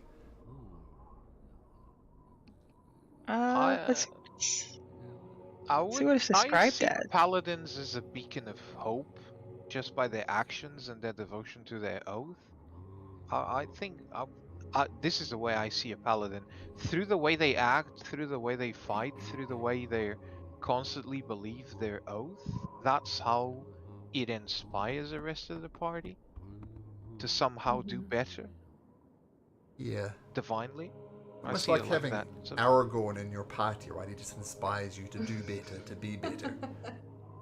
Yeah, it's just like an aura of protection around you that you feel safe when you're nearby this person. yeah, it's like I know I'm safe because Thalanil is here. She wouldn't let anything happen to me. I agree with that, and I'm going to say, therefore, you didn't notice. You didn't notice Kimmick being in slight trouble. Just your presence inspired Kimmick to do better. And she did better, but you yourself, Thalanor, did not notice. No, I didn't mean myself. I meant Kemek would notice it was easier to make the save, I guess. Yep. I think Kamek, because of her studies, because of being a wizard, I guess she senses these things. But again, I think I'm the noob in terms of D&D compared to everyone else here. So... No such thing as a noob. You're cool. So I don't know. I don't know any better. You're playing Chemic exceptionally well, which is the whole point of D&D, is to play a character well. So That's to have fun. take As long umbrage as with a you're noob. yeah, No such thing. as long as well, you're playing your character and you're having fun doing so. That's right. That's Yeah. exactly Yeah. right. So Oh, once and again, I'll take it as not as important, but everyone else also having fun. yeah. Yeah. Oh, that's But true. that not That just is true. disappointing. Yeah. That's true. If you're dominating when the table. when In fact, Professor a quick story. Limmel. Oh yeah, sorry, go on. I play in one game as a player. A player was dominating the game, and at one point she was almost shouting at me, saying, "Play your character this way, not the way you want to play it." And I took umbrage with that, and I left the campaign. I said, "Nah, this is unhealthy. This is yeah. a toxic player. Well done. Yeah. I'm gone." Yeah. Well done. Left, which Yeah. was kind of annoying because all the other people were really nice, but this toxic player was just toxic. So that was it. So The point of that's D&D important is free will caveat as is well, other isn't people it? having fun as well. So yes, yes, Bruno. Yeah, when Professor Limmel, I think that's his name, says he would take offense, Edward kind of he realizes the weight of his words. Says, "I'm sorry, Professor. I really didn't mean to offend you. You've been all but kind, and I think we will take your offer here. Wouldn't you say the Viridium is dangerous? And wouldn't you say it's better kept away from people that get harmed?" Iridium is dangerous. That's in its present form. Many things are considered dangerous when you first find them, which is why we want to study it. We want to learn more about it. Maybe it can be turned around and used for good. As I said, since it's so closely associated with the moon, which some people will be blessed by, some people will be cursed by, we need to learn more about it. Right. And you would say the Cobalt Salt is also trying to learn more about it, right? Learn more, but also destroying it. We disagree with the destroying part of it. Aha. But if we were to know what the Cobalt Salt knows, perhaps we could all gain with it. Perhaps because you have our aid, if we knew what the Cobalt Salt is doing, we could get there faster. Very political. I'm afraid I'd say take great umbrage in what you said. And as you're contemplating this decision, should you go to the Cobalt Soul? Should you learn more? Should you follow this River District clue and possibly find an interest to Kalmaro? Malcolm will say, "Thank you very much for playing. My alarm has gone off and small children are waiting for me. I'm pretty sure they're my own, but regardless, I'm going to be picking up some children from school, so I need to dash, guys." Thanks, Markham. Have a Okay. good one. Thank you. Yep.